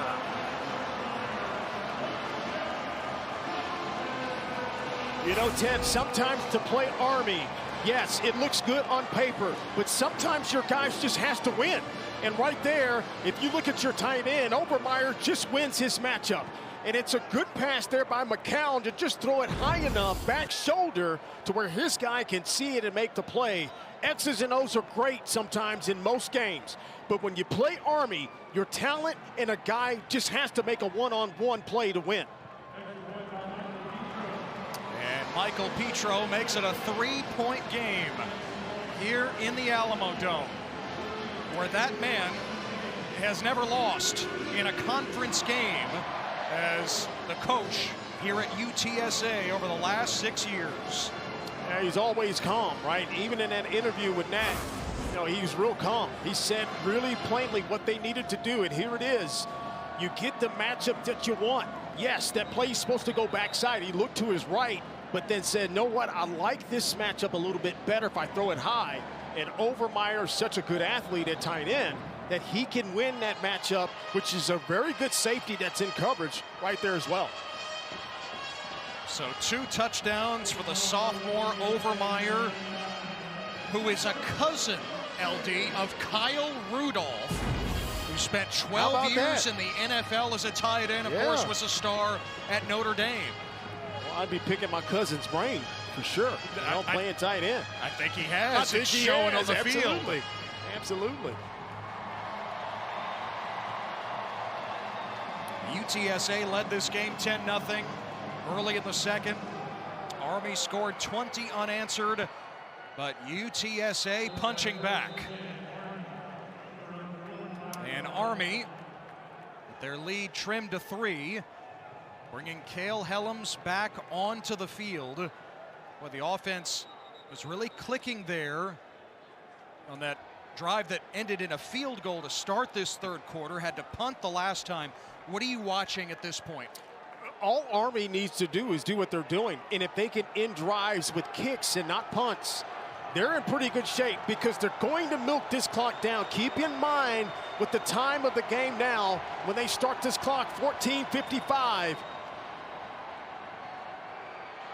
Giving it to Samari Howard.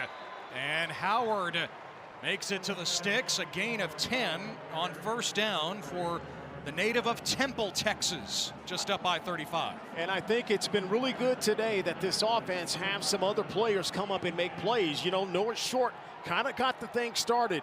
You know, we saw Carson Smith, Rendina. Now you're starting to see Samari Howard. He's typically out blocking, maybe even catching passes, but he gets a tote with the rock there, and that picks up a chunk yards and another first down. Again, a bowl berth at stake for Army. They must win to guarantee a bowl bid. Helms stepping up, hit as he throws it, and it short hops. Noah Short, incomplete. Well, Helms got drilled. Yeah, he did, and he tried to hang in there as long as he possibly could. Now, I don't like the route combination there because you had 2 receivers in the same area. I don't know who was right or wrong in that instance, but I think he was actually trying to get this ball downfield to Noah Short, who's the deepest receiver right there. It was Brandon Tucker who brought the wood against Helms. 2nd and 10. The sweep to Short, throw it back and cut down in the backfield. Brady Anderson gets submarined by James Wally Jr. and a huge loss on the play of 12 yards. And that's what we talked about, this defense having to be fundamentally sound and being disciplined and don't overcommit. This is a great job by Wally Jr. to stay home backside. And so much is preached during the week to stay home, assignment football, but you've got to fight that urge to chase the play down from behind. Great job there by Wally. Again with Blackshire shaken up. More playing time for Wally. 3rd and 22. Helms for a yard. It's 4th down. UTSA rising up defensively again. And that might be one of their better defensive stands we've seen in the game at the moment, right? Because in the first half, yes, you're just trying to feel things out.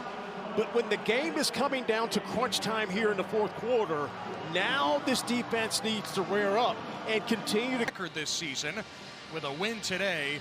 Army must win today to guarantee a bowl bid. Yes, they have Navy still to come, but that game is after all the bowl matchups are announced. The only way to secure a bowl bid is winning here today in San Antonio. After the stop and the Army punt, UTSA has it back, down 3, early 4th quarter. And Owen McCown, his pass is dropped by Houston Thomas, trying to make that sliding grab. Yeah, that's one you got to get. That's a gimme throw. And, you know, I thought he kind of rectified it a little bit, got his mechanics a little bit better, throwing to the right, but that pass is off the mark one more time. And, you know, Thomas is open. You just got to put it on him. That hasn't been the cleanest day for McCown, coming off a career-high 5 touchdown passes in the win over East Carolina. He's thrown his first interception at home this season. It was a pick 6 by Jaden Mays. Now the wraparound draw with Henderson, the speedster. And Henderson made a few men miss. Stopped at the 42. It'll be 3rd and 3 for the Roadrunners. That's pretty impressive, and for a few mere mortals, that's probably a 2-yard loss, but watch him go to work. He gets this, and bang, he makes one guy miss, he makes a couple of other guys miss, and then he just kind of dances. And now you get back on schedule, because with the play before, it put him behind the chains, but now with that run by Henderson, you've got a 3rd and very manageable here.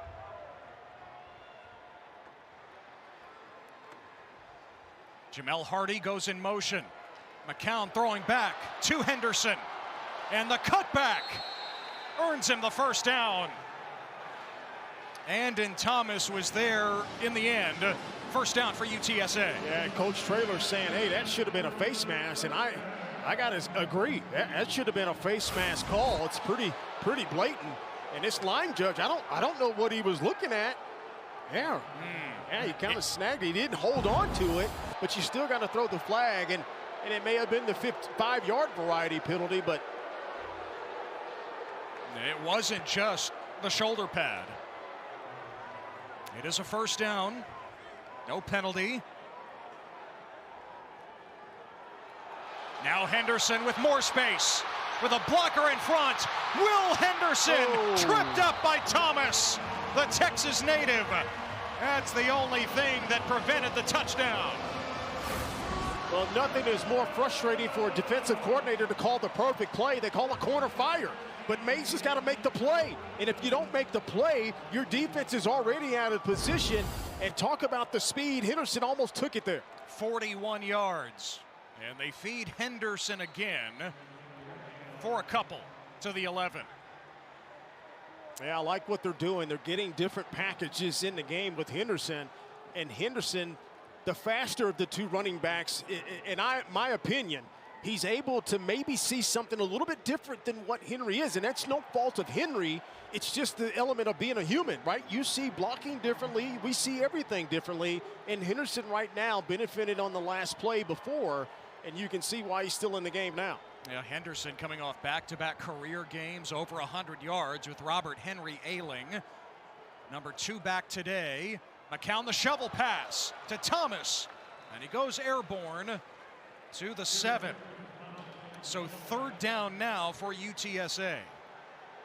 And you can see Justin Burke is just trying to get Army's defense off their marks, trying to do a little misdirection, trying to throw the shovel pass underneath. And typically that's a pretty nice little game, but Army staying good and being in the right space to minimize a big play potential even on that play. What are you looking for here on 3rd and 4? I think you have to keep running the ball in the element here. You still have a chance to run the ball. You don't necessarily need to throw the pass here. The bigger back, Amarion Peterson, is in. They fake the screen. McCown throws to the end zone, and it's a touchdown. The first of the season for sophomore Jamel Hardy. A go-ahead score for UTSA.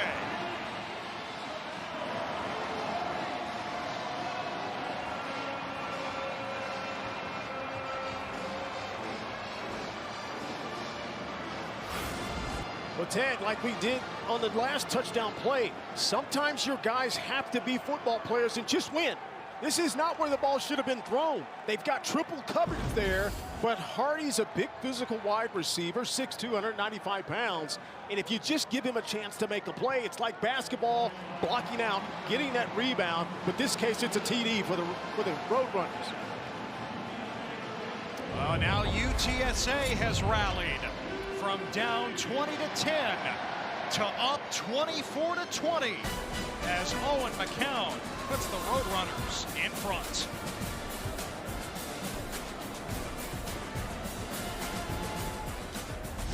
Huge plays for Army, limiting that time of possession.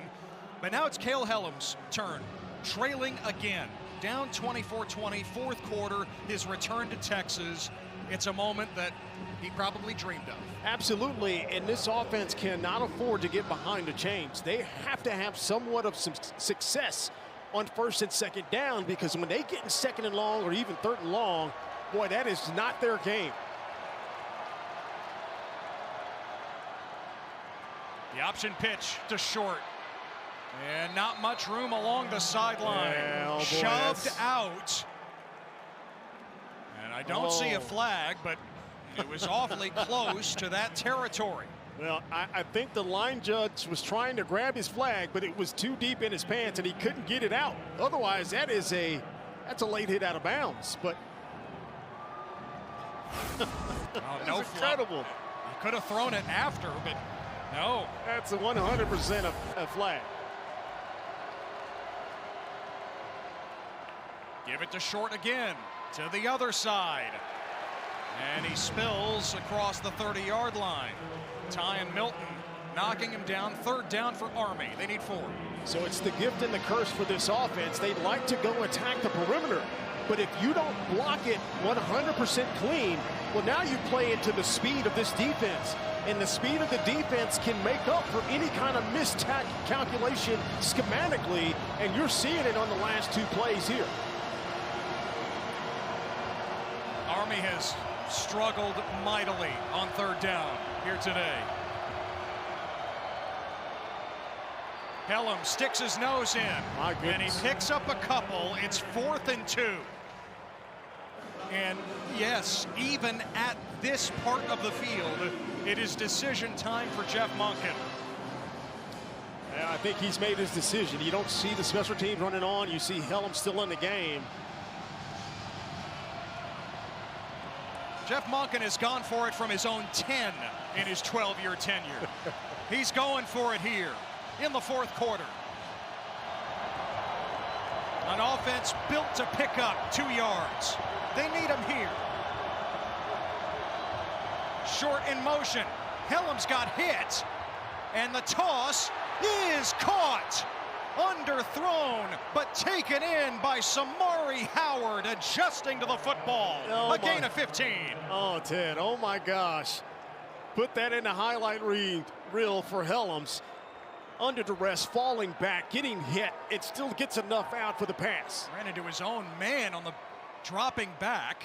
And now Hellum's skates into UTSA territory with a gain of about 5. Now watch him reverse pivot. Now he gets banged up, and now he's having to stumble with pressure in his face, but he gets enough on the pass to where his guy Howard can come back and make the adjustment and make that catch. That is some grit by this offense, and Coach Monken believing in his guys.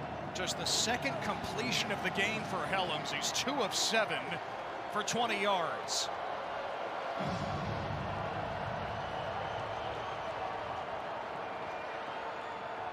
Hellums to throw again, down the seam, and the pass is knocked away. Will it be incomplete or a fumble? They call it incomplete. He wanted Tex Brannon. So called incomplete for Tex Brannon. Yes, a tight end named Tex is from the state of Texas, and it's third down. Yeah, it's one of the better throws of the game for Hellums. He puts it up high, but it's an even better play by Jimmy Wyrick to come in and make the pop. It's a bang-bang play, and it's timed out perfectly, and that's what those safeties are supposed to do. And they'll actually take a closer look at this. Of course, the key here with it being ruled incomplete, the clear recovery by the defense. Is it incomplete or a fumble?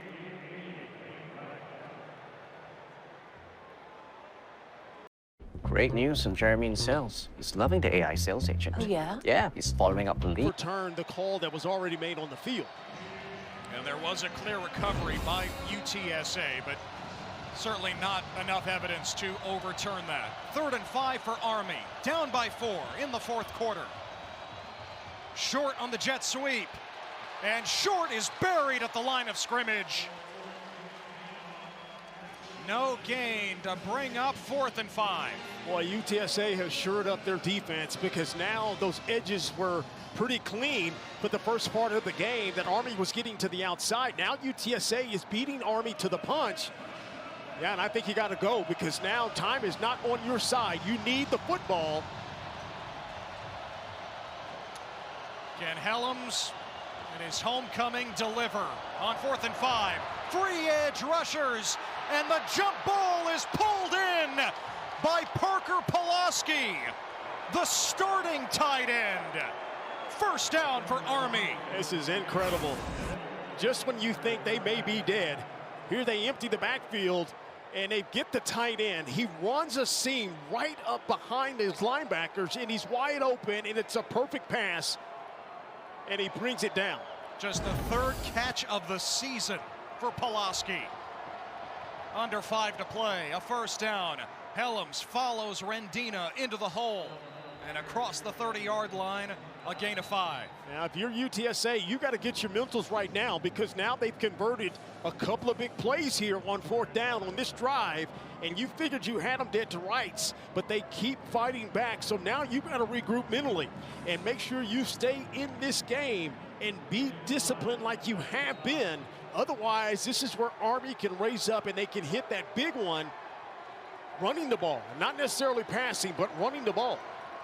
And with 4:40 to go, Army can almost revert to 4-minute offense, eyeing a go-ahead and potentially game-winning touchdown. With not much time left. Helms, nice block on the edge again. A first down, close to the 10-yard line. They call him Hellboy for a reason. Cale Helms puts Army on the doorstep.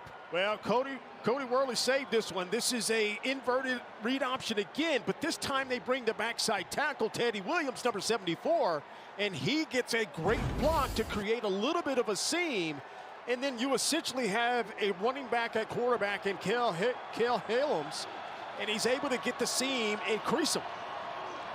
18 yards for Helms, 1st and goal. Bowl bid at stake for Army, and a timeout.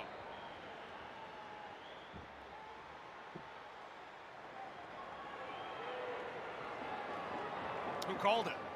Man, I think Coach Munkin is saying who called it.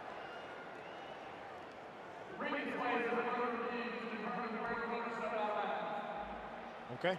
Okay. Well, nobody did. Appreciate that, kid. Helms marked at the 10-yard line where it's 1st and goal. But did he step out before reaching the 10? I love what Cody Worley is doing. He's saving his best quarterback isolated runs to when he absolutely needs it. And you've seen it a couple of times here on this drive. And then on this play here that we're looking at the review where he stepped out, that's one of the rare times that they fake the read option look, but then they also bring a guard for protection, and it's almost like a power running for the quarterback. And here's the end of that play. So keep an eye on the feet. Probably going to look at the left foot there. Is there enough to say that he stepped out right there before the spin and lunging down to the 10? Hard to tell there. I mean, yeah, of course it's close to the line. But with the spin, he put Army in goal to go at the 10. That looks out. Yeah, from that angle, the toe, right? Yeah, and sometimes with this field turf, you need to see where the rubber flicks up. And wherever you see the rubber flick up from where his feet, that'll more times than not tell you where his foot actually was. Those rubber pellets, you can kind of get a good read from that sometimes. But the question is there enough to say he definitively stepped out there? Remember, absolutely. It has to be clear and obvious to move the spot. Get ruled on the field as down at the 10. There's another angle. It's tough from the opposite side, certainly. to truly tell.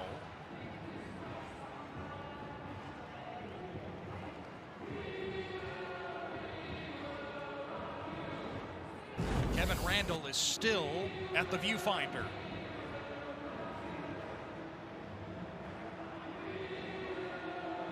And no, he's not catching up on his Disney Plus queue. He is looking at what we're all looking at, I think. He may have already made a decision. He might be watching it in there, man. Let's see. Yeah, that right there, just... I mean, it looks like it's... I just don't think there's enough to definitively say, oh, yes, he stepped out there at around the 14. Right. And so it is first and goal for Army at the 10. Now, we'll say this.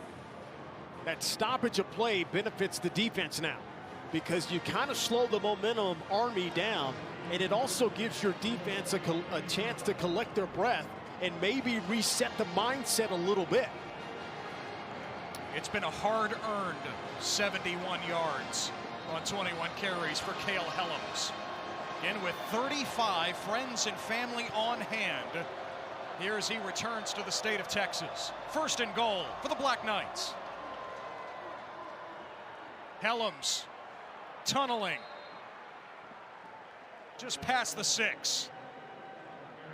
Well, that's a great way to describe it too. It is tunneling because you're going to get into some traffic and you just need to keep your feet moving. Now you've got your running back Rendina. He's kind of up in there trying to clean up as much as he can for you, but that's exactly what that play is designed to do, is just trying to tunnel your way to get 2 to 3 yards if you can. Closing in on 3 minutes remaining. Second and goal. Helms again, powering past the 5. And he got stoned at the 4. So third and goal for Army. And these big body defensive linemen for UTSA making their presence felt. This is where they got to get big and kind of hold their ground. And UTSA calls a timeout. Jeff Monken trying to lead his team back to a bowl game. They can guarantee themselves a bowl bid with the victory today. At 5-5, yes, they still have Navy in Baltimore in a couple of weeks, but that game, of course, comes after the bowl matchups are announced. UTSA securing bowl eligibility last week with the win over East Carolina. They want to secure a winning record no matter what happens in their bowl game. Yeah, a lot of stakes on the line here, and for Army, they've got a golden opportunity. And if you talk to them, they just want to win the game. They're not necessarily worried about bowls and all this kind of stuff like that. Now, some of the players may be. You talk to Coach Monken, he's all about the process. We want to win the game. We want to do what it takes, and that's what he told us. He says, right now, we got to do your job and follow the plan. And the plan right now is to put this ball in the end zone, and we'll figure everything else out later on. And the ball's going to be in the hands of Cale Helms, of course. Third and goal.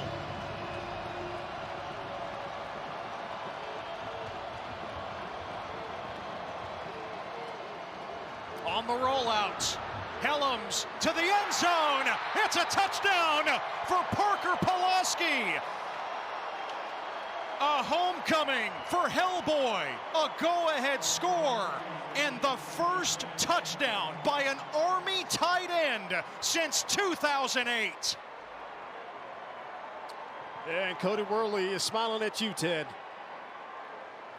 That's the one thing that they have not been able to find out and get in their offense, and it's a beautiful play design. You've got misdirection, you've got to sell the play action pass, and nobody in their right mind on defense is thinking about the tight end.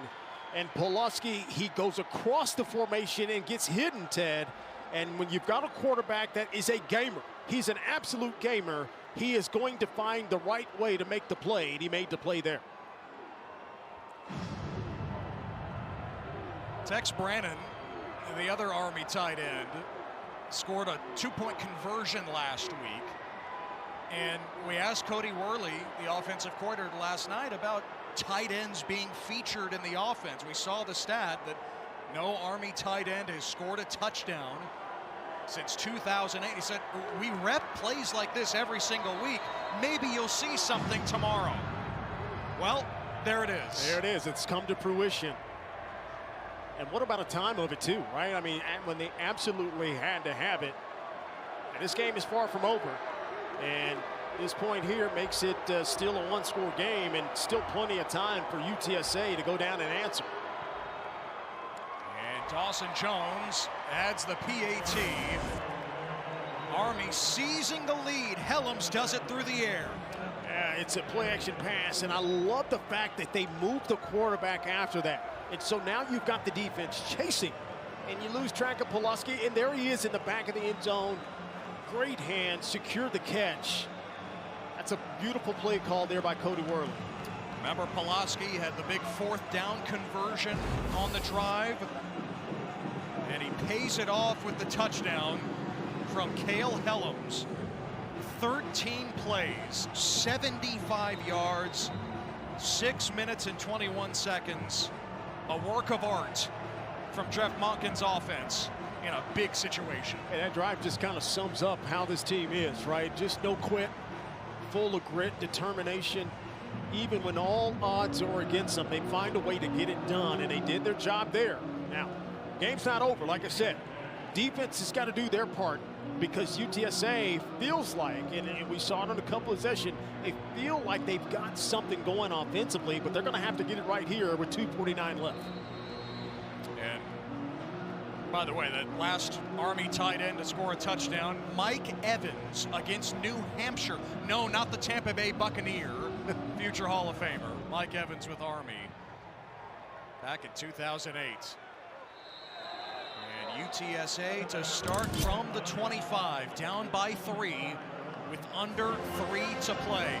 Well, across the American, of course, the championship game on Friday night on ABC, 8 p.m. Eastern. It's coming into focus. We know one side of that matchup. The North Texas Mean Green at 11-1 with their win over Temple yesterday.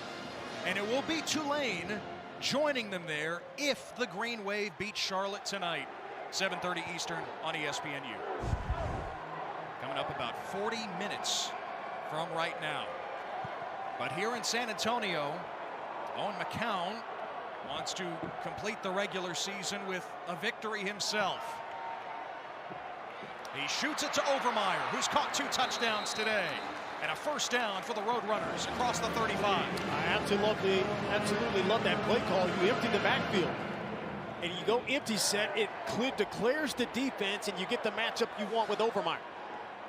McCown, the RPO, bobbled by Overmeyer, but he did secure it at the 39 with a gain of 3. We tick down to almost 2 minutes here. We got the 2-minute timeout. UTSA also has 2 timeouts in their back pocket. And it's going to have that 2-minute warning too, so they've got an extra chance for a stoppage as well.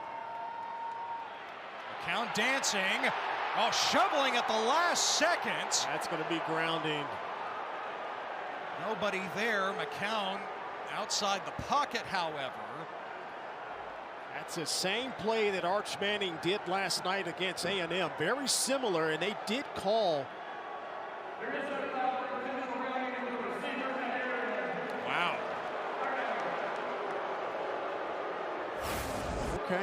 Okay, let's take a look at this. Here we go. They absolutely cannot take a sack. That's a great job by Eric Ford. Is Devin McEwen the receiver in the area, about 8 yards upfield? I don't know. I think that is. Well, and what they're looking at here, you just heard Kevin Randall, was McCown down almost parallel to the field, LD, as he was trying to get rid of it. You know, this play popped up on Thanksgiving, the Cowboys and Chiefs with Patrick Mahomes, and he was ruled down after review. Let's take a closer look ourselves.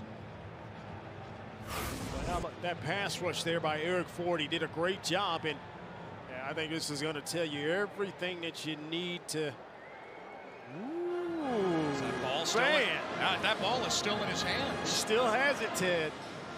I think that. Oh, man. I think that's a sack for Eric Ford. Yeah, I think so. I just think, to me, well, first of all, this play is negative either way for UTSA, right? Even if you called intentional grounding, which in my opinion, that's what should have been called, that ball has to go forward towards the line of scrimmage. I see McHugh in there, but that pass is not going in his direction. So let's cross that out now. But yes, in that shot there, unless I'm seeing it wrong, that's a sack. And I think it's going to be a sack. I'm with you. I think McCown is down, and Eric Ford from Laurel, Maryland, would have his 3rd sack of the year. Another look here. Check that left knee of Owen McCown. Down. He's down before the ball is out of his hands. Yeah, it's pretty clear.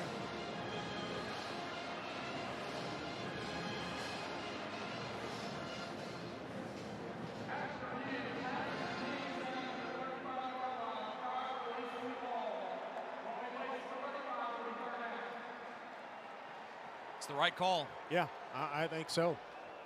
I agree. Now, Justin Burke, you had that stoppage, so you've got 2 throughout the course of this game, but they've got to protect up front.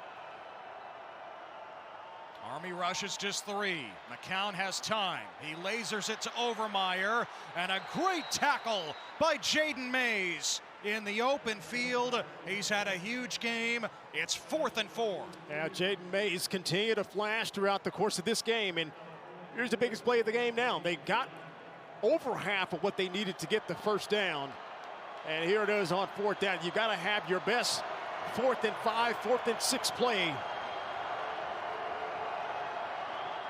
Again, 2 timeouts left for UTSA. 4th and 4, gotta have it. Again, a 3-man rush. McCown's pass broken up. He wanted Overmeyer. He found the back of Colin Madison instead. And Army takes over with 1:20 remaining.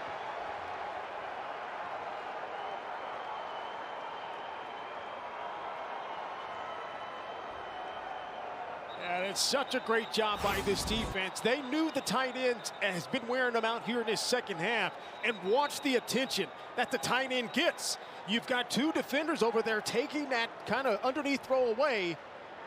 And when you sit underneath that, that quarterback has got to come off of that, because if you've got 2 defenders on one, that means you've got one-on-one somewhere or somebody else is open. It is not quite kneel it out territory with UTSA having 2 timeouts.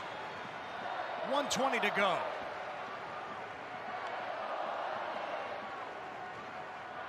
Helms with a first down, and that should seal it right there. Well, that's their bread and butter play right there, that quarterback lead zone. You got to dance with the one that brought you, and here it is. It's just that lead, and you can see Rendina. He's the first guy up in there, and they block it as best as they've done, I think, the entire game at the right moment, Ted. And they're able to gash, and you can see right there that emotion from Helms. Oh, that was a big conversion there.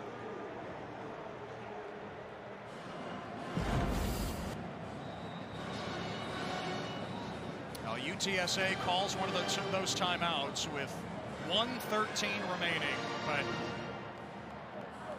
just about academic now. You know, Cale Helms' brother, Knox, actually played basketball here at UTSA for 1 year, the 2019-2020 season. And we asked him about it yesterday. Knox actually still lives here in San Antonio. Helms drops to his right knee. Have to do that just one more time. Cale told us that his brother Knox ran into athletic director Lisa Campos here at UTSA. He was the AD when Knox played basketball here, and they were catching up, and Knox said, oh, you know, you guys are playing Army this season. They're coming here. My brother, Cale, is on the team. Lisa Campos was not aware of that. So Knox relays that to Cale, and it really fired him up. He said to us, I'm going to show everyone who I am in San Antonio here today. He absolutely did. You know, he's tough. He's tough as nails, and everybody says it. What a gritty win. This is outstanding. This is what they needed, and they did it to perfection. I thought they took care of the ball when they absolutely needed, and the big plays down the stretch for the scoring drive was huge. The Army Black Knights are bowl-bound again, and little chippiness at the very end of what was a physical seesaw game here in San Antonio. But Jeff Monken's team, led by Cale Helms, are headed back to a bowl game. An impressive victory here on the road, 27-24, as they become the first team in conference play to beat UTSA here in the Alamo Dome in the last 6 years. Well, they got the secret sauce, Ted, for whatever it is. They just feel comfortable coming here. I don't know if it's the military city element of it, if they just feel like, hey, we travel well, and I think they do. In the game and the way they play, it can play anywhere. And once they kind of settled in, and I thought their defense changed the whole dynamic of this game from the second quarter on, and it made it very difficult for UTSA to get going offensively. And then Army got going at the end of the game and do what they've done the entire season. And they've been now in 8 one-score games in the year. And this side, they're on the good side of it. Downstairs to Natalie with Cale Helms. Cale, congratulations on the win. How does it feel, a Texas native, to win in this building? Yeah, it was awesome. You know, I had so many guys step up. It was awesome to come back down to my home state, and I had a lot of family and friends here, and to play in front of them, it meant the world. And you're bowl eligible. What does that mean to this program? It's a great reward for this program, right? You know, last week we were so close, and we didn't execute at the end, and we let it slip, and we knew it was going to be a tough fight to get bowl eligible. We came out here and we got it done. What is it about this group that allowed you to get it done under pressure last game to make it happen? Yeah, you know, I'm so blessed. God has blessed me so much to let me lead this team. You know, I'm surrounded by around elite men, and, you know, to rally like we did, you know, those guys are the toughest dudes in America. You know, I just so thankful to be in this opportunity, be in this moment. You know, I didn't play my best, but I had guys step up and, you know, make plays, and I needed that. Cale, thanks so much. Congratulations. Yes, ma'am. Thank you so much. Oh, and more pushing and shoving here at the very end. There is just no need for this. At the end of a great ball game like that. I know. Well, what's so bad about it? Army's just showing respect to their school song. And that's what's so bad about it. They do that after every game to every opponent. All you need to do is watch the Army-Navy game here in a couple of weeks, and you get the idea of that. Well, today the Alamo Dome belongs to Army here in Military City, USA, San Antonio. Army perseveres, and they are bowl eligible with a come-from-behind 27-24 win over UTSA. Still Navy to come in a couple of weeks, but Army knows they are going to a bowl game yet again. Reminder, coming up shortly on ESPNU, Tulane trying to wrap up a spot in the American Conference Championship against North Texas. Look out, Jeff. Where are you going? For LaDarren McClain, Natalie Calabat, our entire crew, Ted Emmerich saying so long from the Alamo